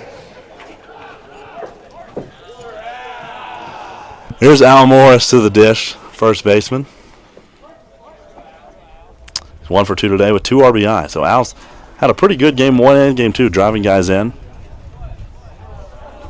Getting back-to-back starts here. Swings through the first one, it'll be 0 and 1.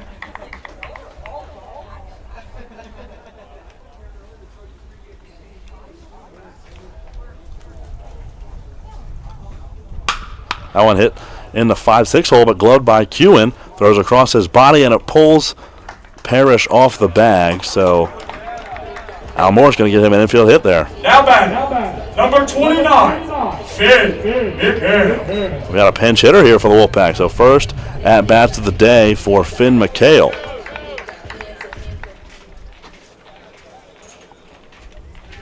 McHale's a freshman from Attleboro, Massachusetts.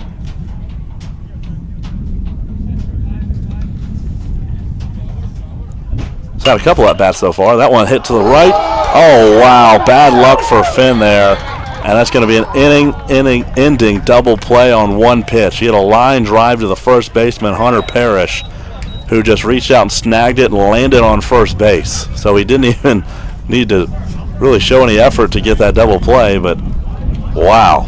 Bad luck. If that just gets under the glove of Parrish, that could have been a double or triple down the line for Finn. So some really tough luck there for the freshman. We'll go to the 5th inning. It's still an 8-0 ball game for the Wolfpack.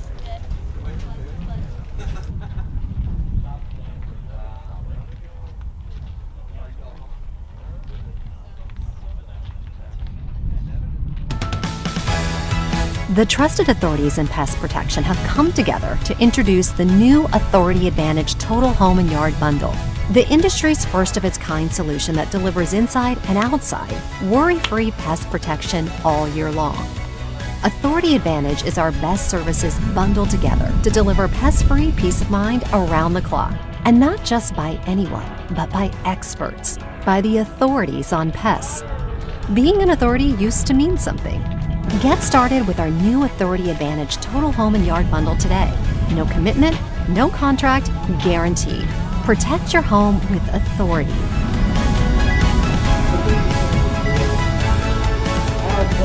Left field. Number 8, Wyatt Harry.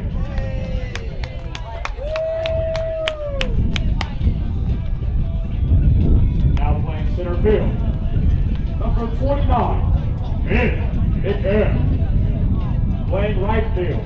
Number 1, Riley Tuttle. And now pitching for your Wolfpack, number 14, Connor Holland.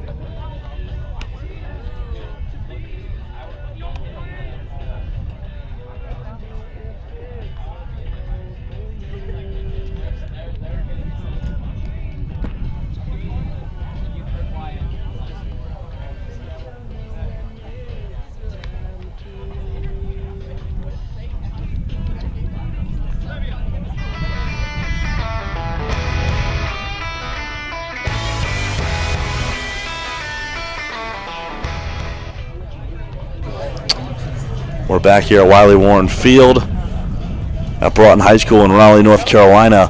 Top of the 5th, about to be underway. We got some defensive changes for the Wolfpack to start the 5th inning here. In left field, Wyatt Herring, number 8.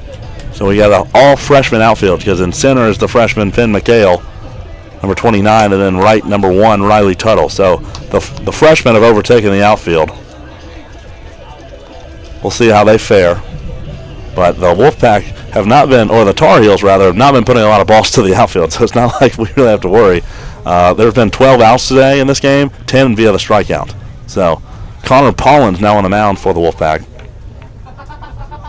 Now batting number 8, Zach Rose. Zach Rose, the 9 spot, will lead things off for the Tar Heels. He is not registered in AB. He got hit by a pitch his first time up. I want to run inside, almost got hit again. So Connor, this is his second club baseball appearance. He kind of got skipped over in the rotation last weekend because of Ryan Sproul's complete game effort. And that shortened the game from 9 innings to 7. That is a 1-1 count. But Pollin threw 1 inning against ECU. Went 3 up, 3 down. Very efficient. Getting a second inning of work here. That one will be up and in for ball 2. Pollin is a junior from Fuquay-Varina, North Carolina. Went to Fuquay-Varina High School. Weighs in at 6'4", 185.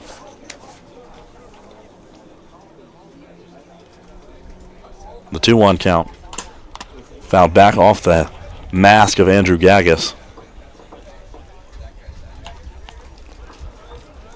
So Pollin's a junior. This is his first year with the program because in 2024 and 2025, he was with the Catawba Valley Community College Redhawks over in Hickory, North Carolina. He had 10 career appearances there. 2-2. Swung on and missed, the 11th strikeout of the afternoon for the Wolfpack. Now batting number 5, Liam Jackson. Brings up the leadoff hitter, Liam Jackson, playing second base.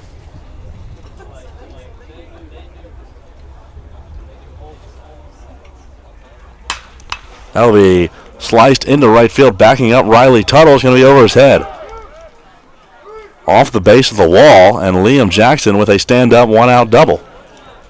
Haven't seen a whole lot of that today from the Tar Heels. You throw a little double celebration out there. Number 16, Peyton Blue. It's only the second hit of the day for the Tar Heels, and the first one, couldn't really call it a hit. It was just kind of a dribbler in no man's land for an infield single. That was last inning. Broke up the no-hitter. That was really the first well-struck ball all afternoon for the Tar Heels. And it was well struck over the head of the Riley Tuttle. First pitch to Peyton Bloom will miss inside for ball 1. Bloom is 0 for 1 with a walk and a strikeout today. Struck out to Eddie Thompson. He walked off Zach Flontek.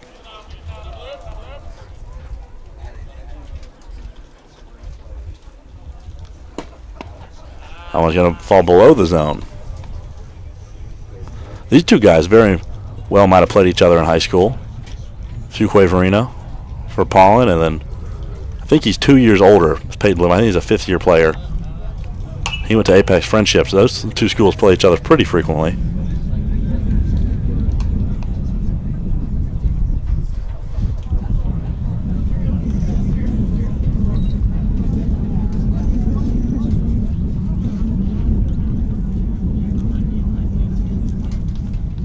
Two and 1 count to Bloom. Hit well into center field. Backing up is McHale. Got to find it in left center. He does. Jackson thought about tagging up, but a really good defensive effort from Finn McHale. Nice job, Finn. Jackson has shown speed today too. He's stolen 2 or 3 bags when he's been on the base pass. So there's some respect to Finn McHale's arm in center. Now batting number 31, Braden Meyer. Here's a third baseman, Byer, batting third today. Had a RBI double back in game 1. That was the only run of the day in either games thus far for the Tar Heels, so he's trying to do it again here. He's over 2 with 2 strikeouts. Struck out to both Flontek and Thompson. There's a breaking pitch that found the zone. It's 0-1 from Pollin.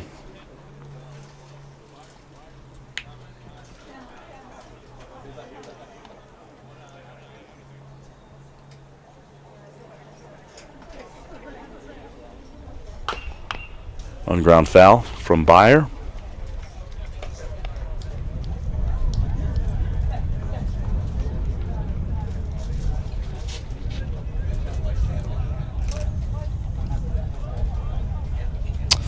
0-2.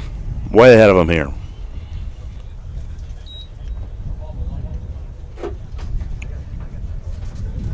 Luckily, we don't have a pitch clock here because that would have been a pitch clock violation for Paulin. Had to step off the rubber there. Little adjustment. Now he comes home. Hit back up the middle. Stanfield puts his glove on it, throws across the diamond, and there's the third out of the inning. We will go to the bottom of the fifth. Wolfpack up 8. How to get in mercy rule territory here. Can they add a couple more runs on the board while some substitutions are coming into play? We'll be right back here on YouTube.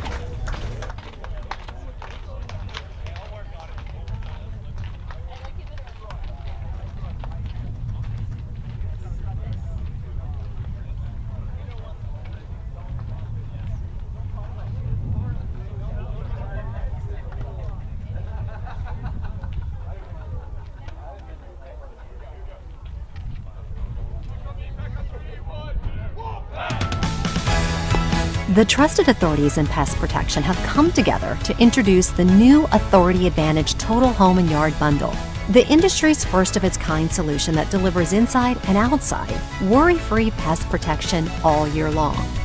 Authority Advantage is our best services bundled together to deliver pest-free peace of mind around the clock. And not just by anyone, but by experts, by the authorities on pests. Being an authority used to mean something. Get started with our new Authority Advantage Total Home and Yard Bundle today. No commitment, no contract, guaranteed. Protect your home with authority.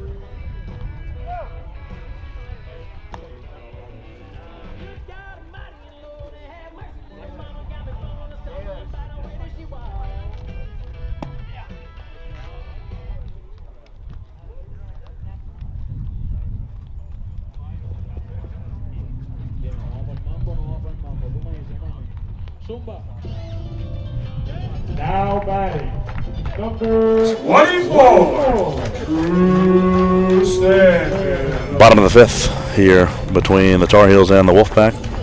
The leadoff hitter, Drew Stanfield, will lead off the fifth inning. He's 1 for 3. He had a base hit his last time up to the plate. Drove in a couple runs. Bryson Tarr still on the bump for the Wolfpack, or the Tar Heels, excuse me. That will be hit in shallow left. Brandon Kewen trying to find it, and he does. Really good job by the shortstop there to track that all the way back. Now batting, number 7, Eli Sipe. Here's the third baseman, Sipe, who's remained in the game. He's 1 for 3. So Stanfield and Sipe are already freshmen playing. So pretty soon this lineup's going to be all freshmen. Getting the young guys in there. Tar to the plate. Fouled off by Sipe.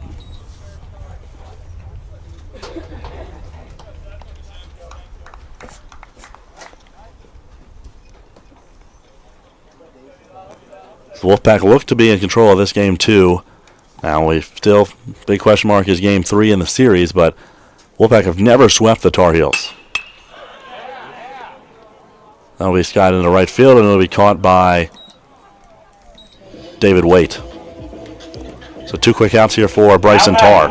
Number 1, Riley Tuttle. Here's the right fielder, Tuttle. Tuttle came into pitch in game 1, had 2 innings of relief of Ryan Sproul. So now he's going to get some ABs. He's actually been pretty good at the plate thus far this season in his limited opportunities.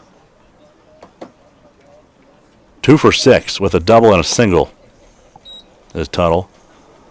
He has struck out 3 times. That's the one thing you got to watch for there, but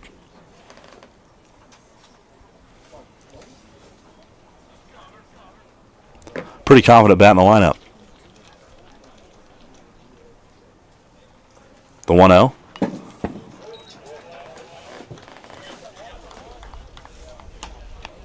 We fouled back. He like barely check swung there and it somehow hit the bat. It'll be evened up at 1.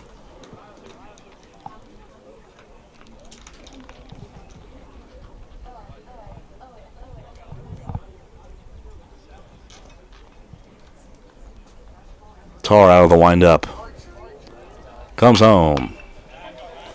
And it's skied foul.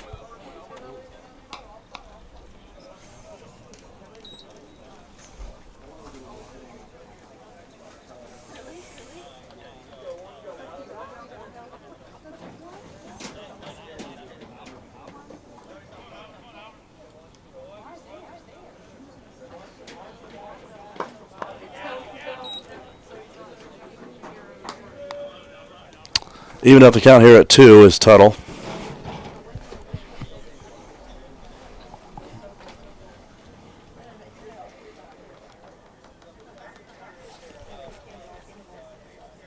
There's the 2-2. Tar to Tuttle. Runs inside. Ball 3.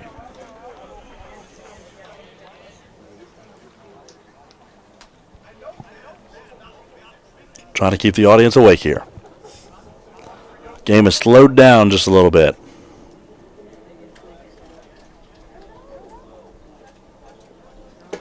And that's going to be ball 4 to Tuttle, and he's going to earn himself a free pass. However, it's slowed down so much for Jake Montgomery that he is now drinking an energy drink in shorts and coaching first base. You can see him on your screen there. No longer playing right field. He was tired of being walked and hit by pitch over and over again, so he's now drinking an energy drink Now batting. and wearing shorts. Wyatt. Oh, Curly Herring. So Wyatt Herring with his first ups of the day. He came in as a pinch runner in game 1 for Caden Irving and scored after Irving kind of pulled his hamstring. Now he's getting to play left field and getting that bat. Fouled off the first pitch.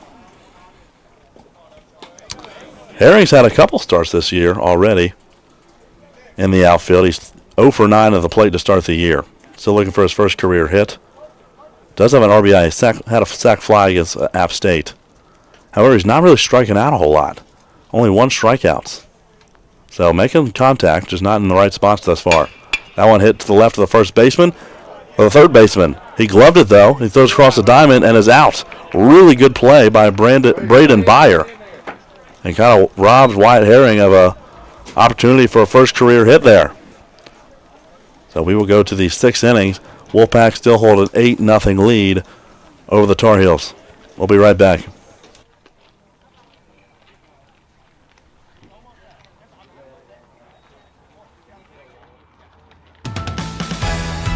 The trusted authorities in pest protection have come together to introduce the new Authority Advantage Total Home and Yard Bundle, the industry's first of its kind solution that delivers inside and outside worry-free pest protection all year long.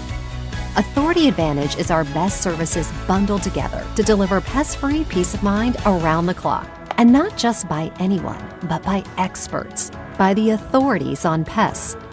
Being an authority used to mean something. Get started with our new Authority Advantage Total Home and Yard Bundle today. No commitment, no contract, guaranteed. Protect your home with authority.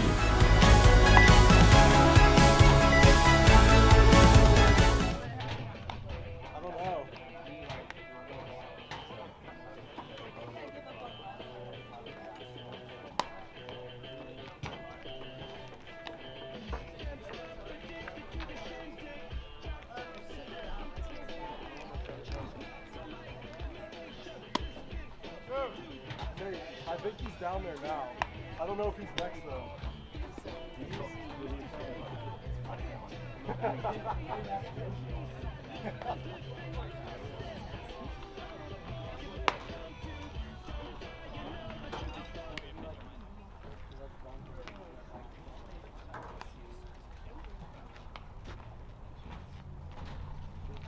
Now batting.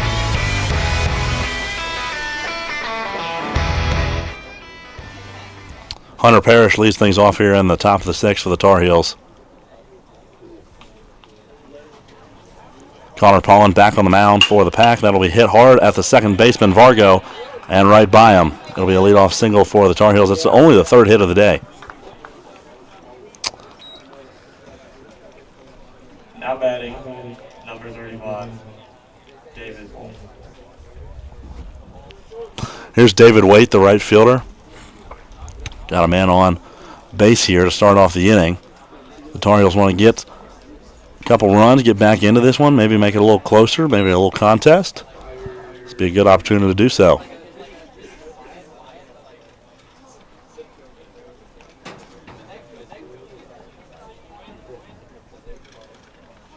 Paulin delivers, misses the inside corner. It'll be 1-1.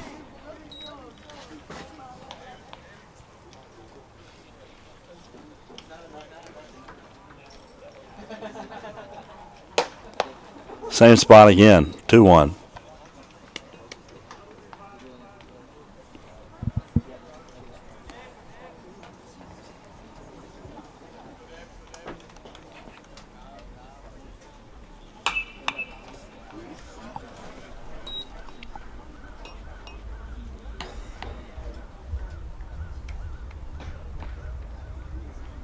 In other club baseball news across the country, the Tennessee Volunteers fall to the East Carolina Pirates in Knoxville, 8-6 in Game 2. However, they won Game 1, 5-4. So ECU and Tennessee, we were talking about that earlier, one of the premier club baseball matchups of the weekend. They split those two games, two tight ones. So Waite will take one that off the shoulder, and we've got two aboard.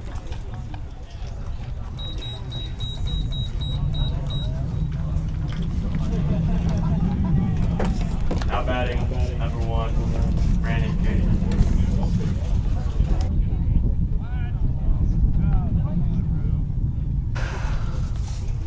Two on, nobody out for Brandon Q in the shortstop.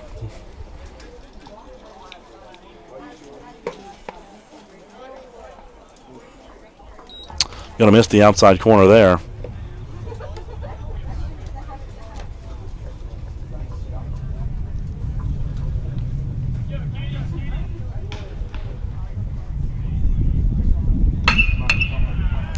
Hit to the third baseman, will step on the bag. Over to Morris, double play, turn there, 5-3 in your scorebook. Eli Sipe to Al Morris. Really good play there by Sipe. And we've got two away just like that. That takes the pressure off of Connor Paulin a little bit. Now batting, number 42, Cooper Accord. Here's Cooper Accord, the left fielder. He had the infield dribbler that broke up the no-hitter for the Pack. That was back in the 4th inning, I believe, and just hit it in the perfect spot. It was kind of chopped off the infield dirt and then rolled towards Al Morris at first. The runner takes off here. Hit above the head of Drew Stanfield and into the outfield, and that's going to be the first run of the day, or the game, excuse me, for the Tar Heels. Now batting, number 25, Joseph Hall. So a nice piece of hitting there by Cooper Accord, and now he's got 2 base hits.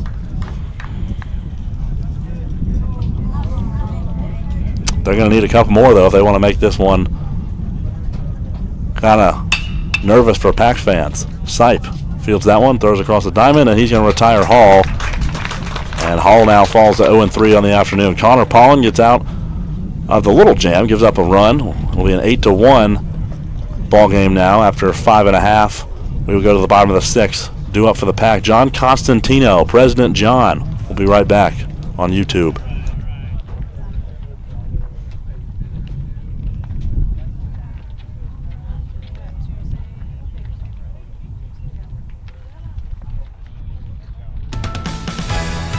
The trusted authorities in pest protection have come together to introduce the new Authority Advantage Total Home and Yard Bundle, the industry's first of its kind solution that delivers inside and outside worry-free pest protection all year long.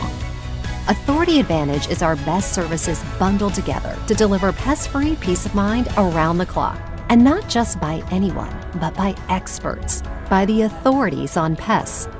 Being an authority used to mean something. Get started with our new Authority Advantage Total Home and Yard Bundle today. No commitment, no contract, guaranteed. Protect your home with authority.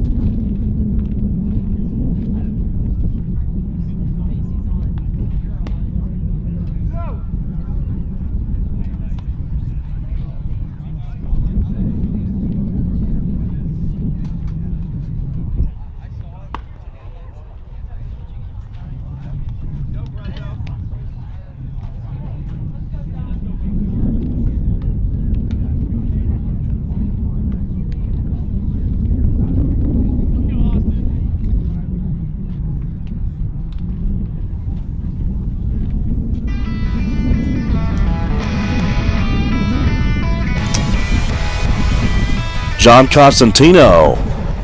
Old Skipper John's going to get his first ups of the afternoon. Now batting, number 9, John Constantino. The junior president from Charlotte, North Carolina, and he's facing Austin Karras, who's wearing number 6. I have Austin Karras as a sophomore from Ellicott City, Maryland. 6'1", 170. We'll start John with the ball. And how about another? 2-0. I was told by Mr. Shepard Fowler over the half inning that this guy is actually dual enrolled at UNC and NC State and tried out for both teams, which I had no idea was possible. I didn't know that was allowed. I'm not even sure if it is. It might not be. But apparently he got cut from the NC State team and made the UNC team. So if that's true, that's fascinating. Never heard of that happening before, and he's going to give the president the old free pass. 4 misses from Karras to John. That brings Number 0, Luke Vargo. That brings up the second baseman, Vargo.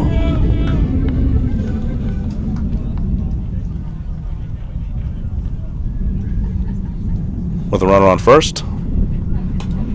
I don't miss. It'll get past the catcher, Rose, and John will move up 90 feet.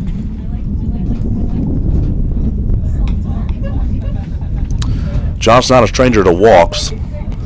He had one of the highest marks in team history as a freshman. I think he had like 17 walks as a freshman, and the record at the time was like 21 or something. Some like crazy high number of walks. Now, Burke Lancaster broke that record this past year with like 29 or something. But yeah, John's picky at the plate, so no surprise there. Vargo's being pretty picky right now as well. 2-0 count. But Karras has not really found the groove yet. Vargo's 1 for 3 with an RBI single and a run scored today.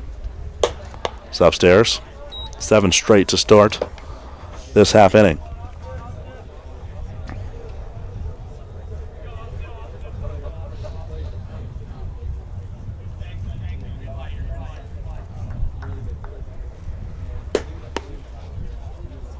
And 8 straight, so we got 2 on now.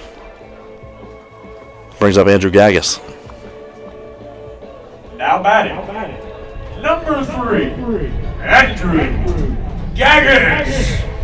Gaggus trying to keep his perfect on-base percentage on the day intact. He's 1 for 1 with a walk and a hit by pitch, so he's not been retired yet. Got an RBI and a run scored as well. The only other guy that I remember ever being dual enrolled on the club team with UNC, because UNC and State have this dual enrollment program where you can be in both schools at once. I think it's usually a conjoined like medical engineering degree that is the most common for that. And Gaggus is going to get hit by a pitch for a second time today, and he will be on base all 4 times thus far. Now batting, number 10, Al Hammer Morris. It's a great call from Shep Fowler there as Al Morris up to the dish. Nobody out, bases are loaded. Big opportunity for runs here. First pitch, groove down the middle for strike 1. But I remember when I was younger, still on the team, Nick West was dual enrolled. He was a biomedical engineering student, real smart guy. And he took some classes, with the dual enrollment with UNC. But I think I remember asking him, and I was like, Nick, could you actually technically try out for UNC? He's like, no, I don't think I can. So I'm not sure about the rules here, but that'd be quite interesting if you could, play for both teams. What if he had made both teams and then it was 1 week a Tar Heel, 1 week part of the Wolfpack?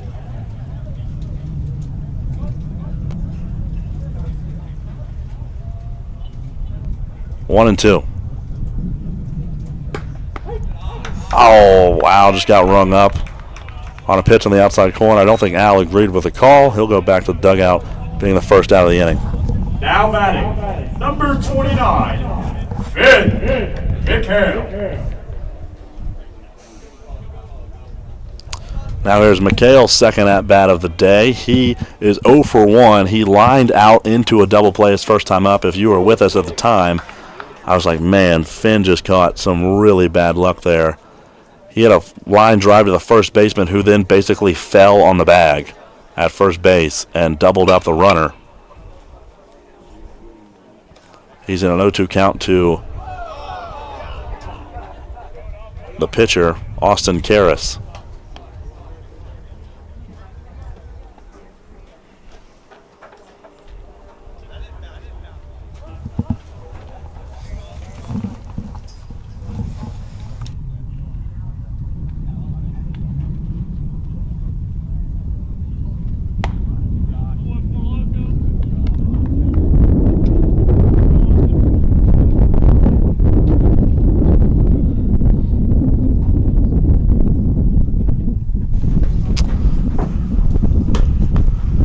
Going to even up the count to McHale, I believe, at 2-2.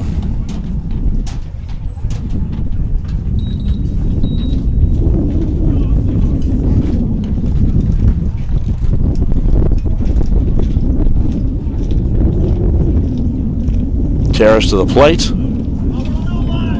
Oh, he got a piece of that. Okay, fouled it off. About to say, I thought he struck out there. Kind of half swung. Apparently got a piece of it. Catcher didn't catch it.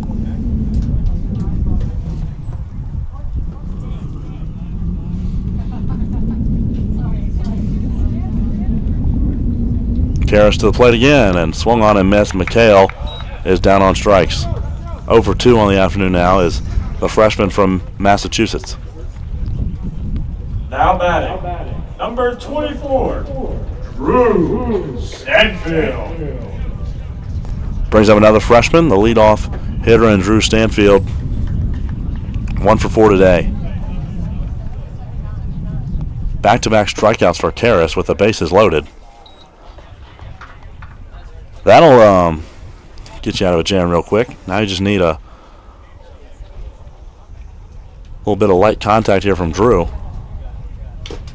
That one fouled back. Oh, I think Zach Rose might have just taken one in a place you don't want to know about. We'll give Zach a second.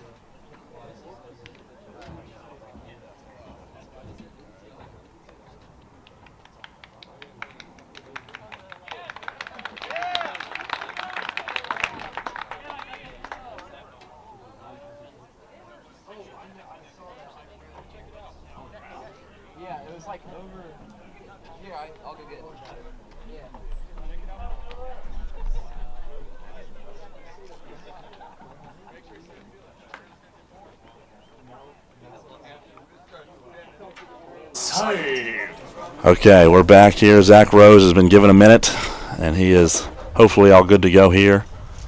Austin Karras delivers to Stanfield as a breaker in the zone. It'll be 1-2 to Stanfield with 2 outs and the bases juiced. This kid tried out for state. That's what I was telling the audience, Burke. Burke, I'll need to get you a mic if you want to stay up here next inning. Yes. You can contribute. Yes. I'll stay up here. And that will be ball 3. We've now got a full count to Stanfield.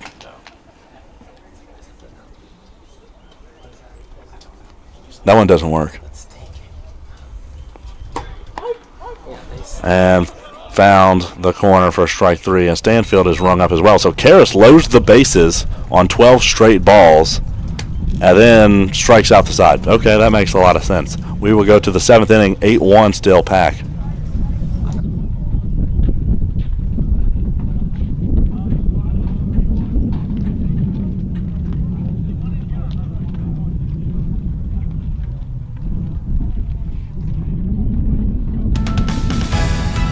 The trusted authorities in pest protection have come together to introduce the new Authority Advantage Total Home and Yard Bundle, the industry's first of its kind solution that delivers inside and outside worry-free pest protection all year long. Authority Advantage is our best services bundled together to deliver pest-free peace of mind around the clock. And not just by anyone, but by experts, by the authorities on pests. Being an authority used to mean something. Get started with our new Authority Advantage Total Home and Yard Bundle today. No commitment, no contract, guaranteed. Protect your home with authority.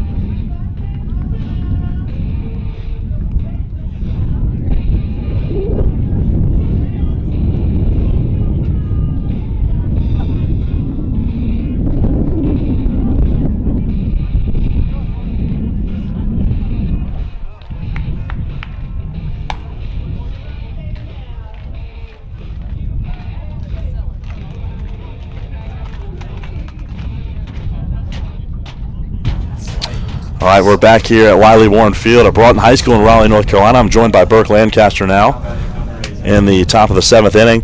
Connor Pollan still on the rubber for the Wolfpack. It's a pleasure. Thank you, Burke, for joining. Thank you for having me. How was your time in center field today? It was good. I felt like the approach could have been a little better. I got, rung up on some debatable pitches in the first AB, but, made adjustment. Almost went yard, and that was really nice. Lined out. Guy was playing me deep on the fence. It's a shorter park. Found the approach back. Got 3 walks. End of the day on a high note. Didn't really see much action. In center field. A lot of strikeouts for the guys today. It looked really nice out there. Creech and I had a nice time guessing. Out there of what was coming, and there was a lot of fastballs and a lot of guys that couldn't hit it. So it was nice. Sproul really dominated out there at 10 Ks. Really love seeing that from the outfield perspective because they want to be out there super long, and the boys had some good innings, so it was a nice day out there. That was a great answer. I did appreciate you did show the power a little bit. I thought you might have had one over the right fielder's head, but he did get you there. Yeah, I got a little top spin on it. Didn't really get much backspin. Not really a power guy. Showed a little bit. Yeah. Recently, I've hit the gym a little bit. Getting in the gym. Shout out my girlfriend. It's for you.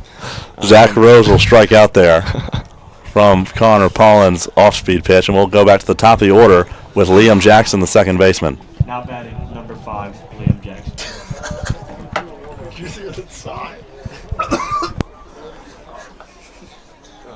Pollan's first pitch will be up and in for ball 1. So what was UNC's record going into this game? This is their first couple games. Oh. Last weekend they were supposed to play Charlotte, got rained out.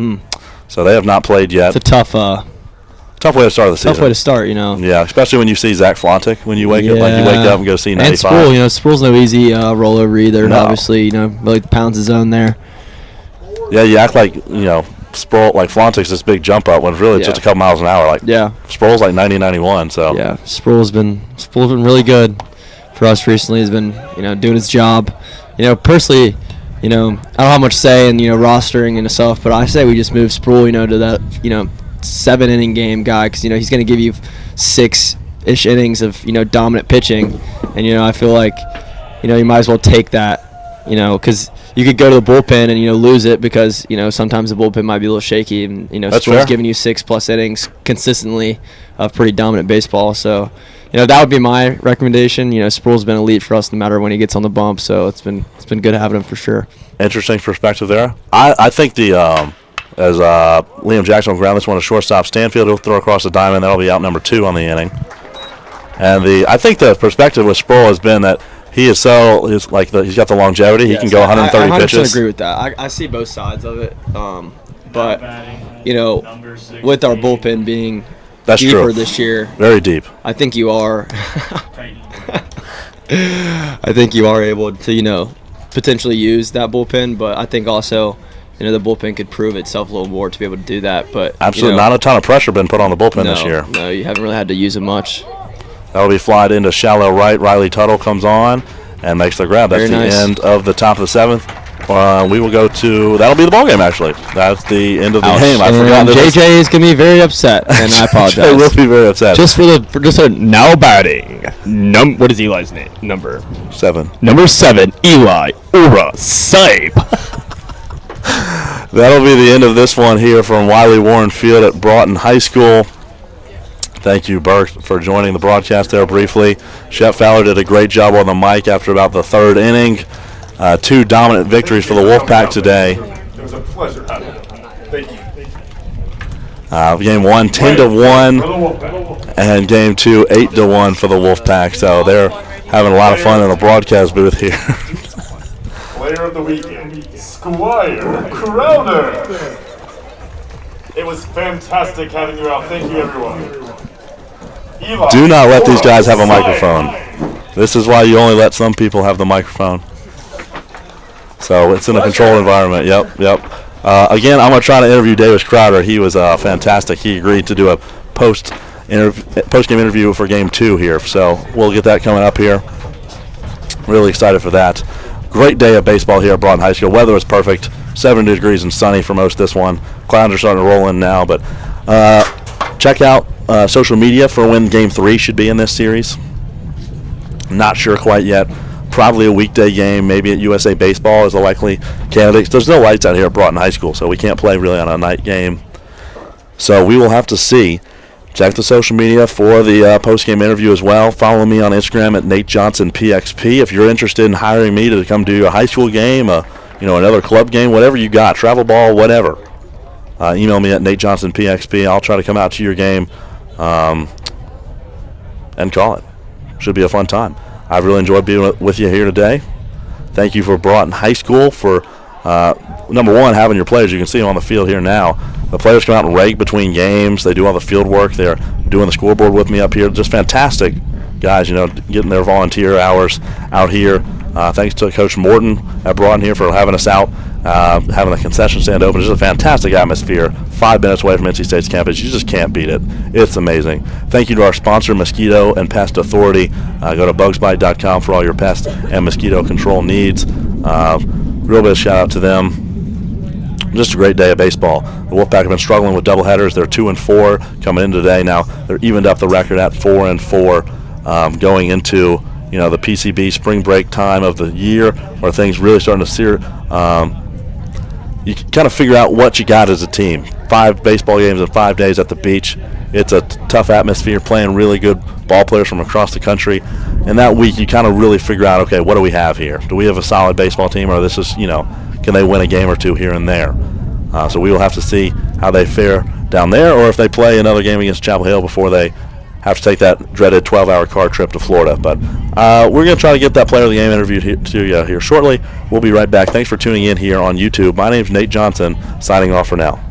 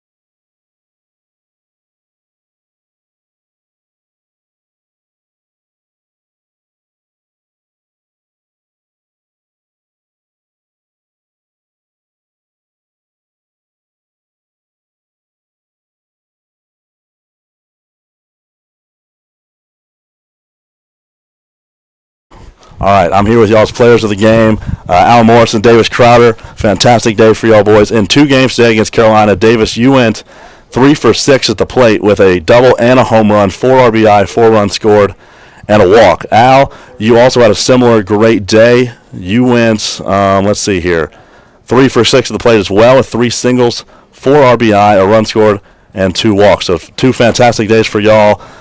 Davis, you were DHing. Al, you were playing first. Y'all were struggling at the plate kind of last weekend and the weekend before with ECU and App State. I know John was expecting more offensive production, and then y'all two kind of at the bottom of the order come out of nowhere with a lot of production. That's y'all feel like this is because the officers kind of charged y'all up, or you're just stepping up to the plate when somebody calls your name? I think that when we last weekend, losing 2 games to App, not great. You definitely don't want to do that, but and we wanted to come back and get a win, get 2 good wins, and when you don't play your best, you got to look to the next pitch, next AB, and I feel like me and Al did that. Tell you what, club baseball is all about energy, Oh, yeah. and I feel like last Sunday and today we really brought the energy, and I think that makes all the difference. So really proud of the boys. Showed up today, hit the ball. Oh yeah. I agree. I think y'all great job this week with planning certain team activities around, getting the team more closely bonded. I think team bonding was sort of an issue, getting the freshmen a little bit initiated. So I know y'all did stuff like that this week. Y'all want to mention any like pregame rituals or something that really y'all think getting the team closer together maybe? Yeah, coming out, not having a game on Saturday, 2 games on Saturday instead of playing 2 games on Sunday. Team bonding downtown. It started my freshman year with you, saying that we had to get down there and then be a team. And then we went straight to the beer Olympics for the team, and that really brought us together. Everybody was there, and we all had a good time, and it just brought us really close together. I tell you what, going off of that, we got one huge guy to shout out here. He has brought the energy for us this weekend and last Sunday. Huge hype guy for us right here. Let's go, Shep. Let's get in the camera here, Shep. And Shep was fantastic. He was on the mic in the PA booth today. Really great voice and great energy. And Appreciate that. Yeah. So big shout out. We're really growing the team together, bonding wise, I think. Oh yeah. So and now we got 4 guys in this tiny little booth. But 2 yeah. on the team too. Yeah. The boys had a showing today. Yeah. So really good day for y'all. 2 victories for the Wolfpack. Thank y'all for joining for the Player of the Game interview brought to you by Mosquito and Pest Authority. Sweet. Awesome. That's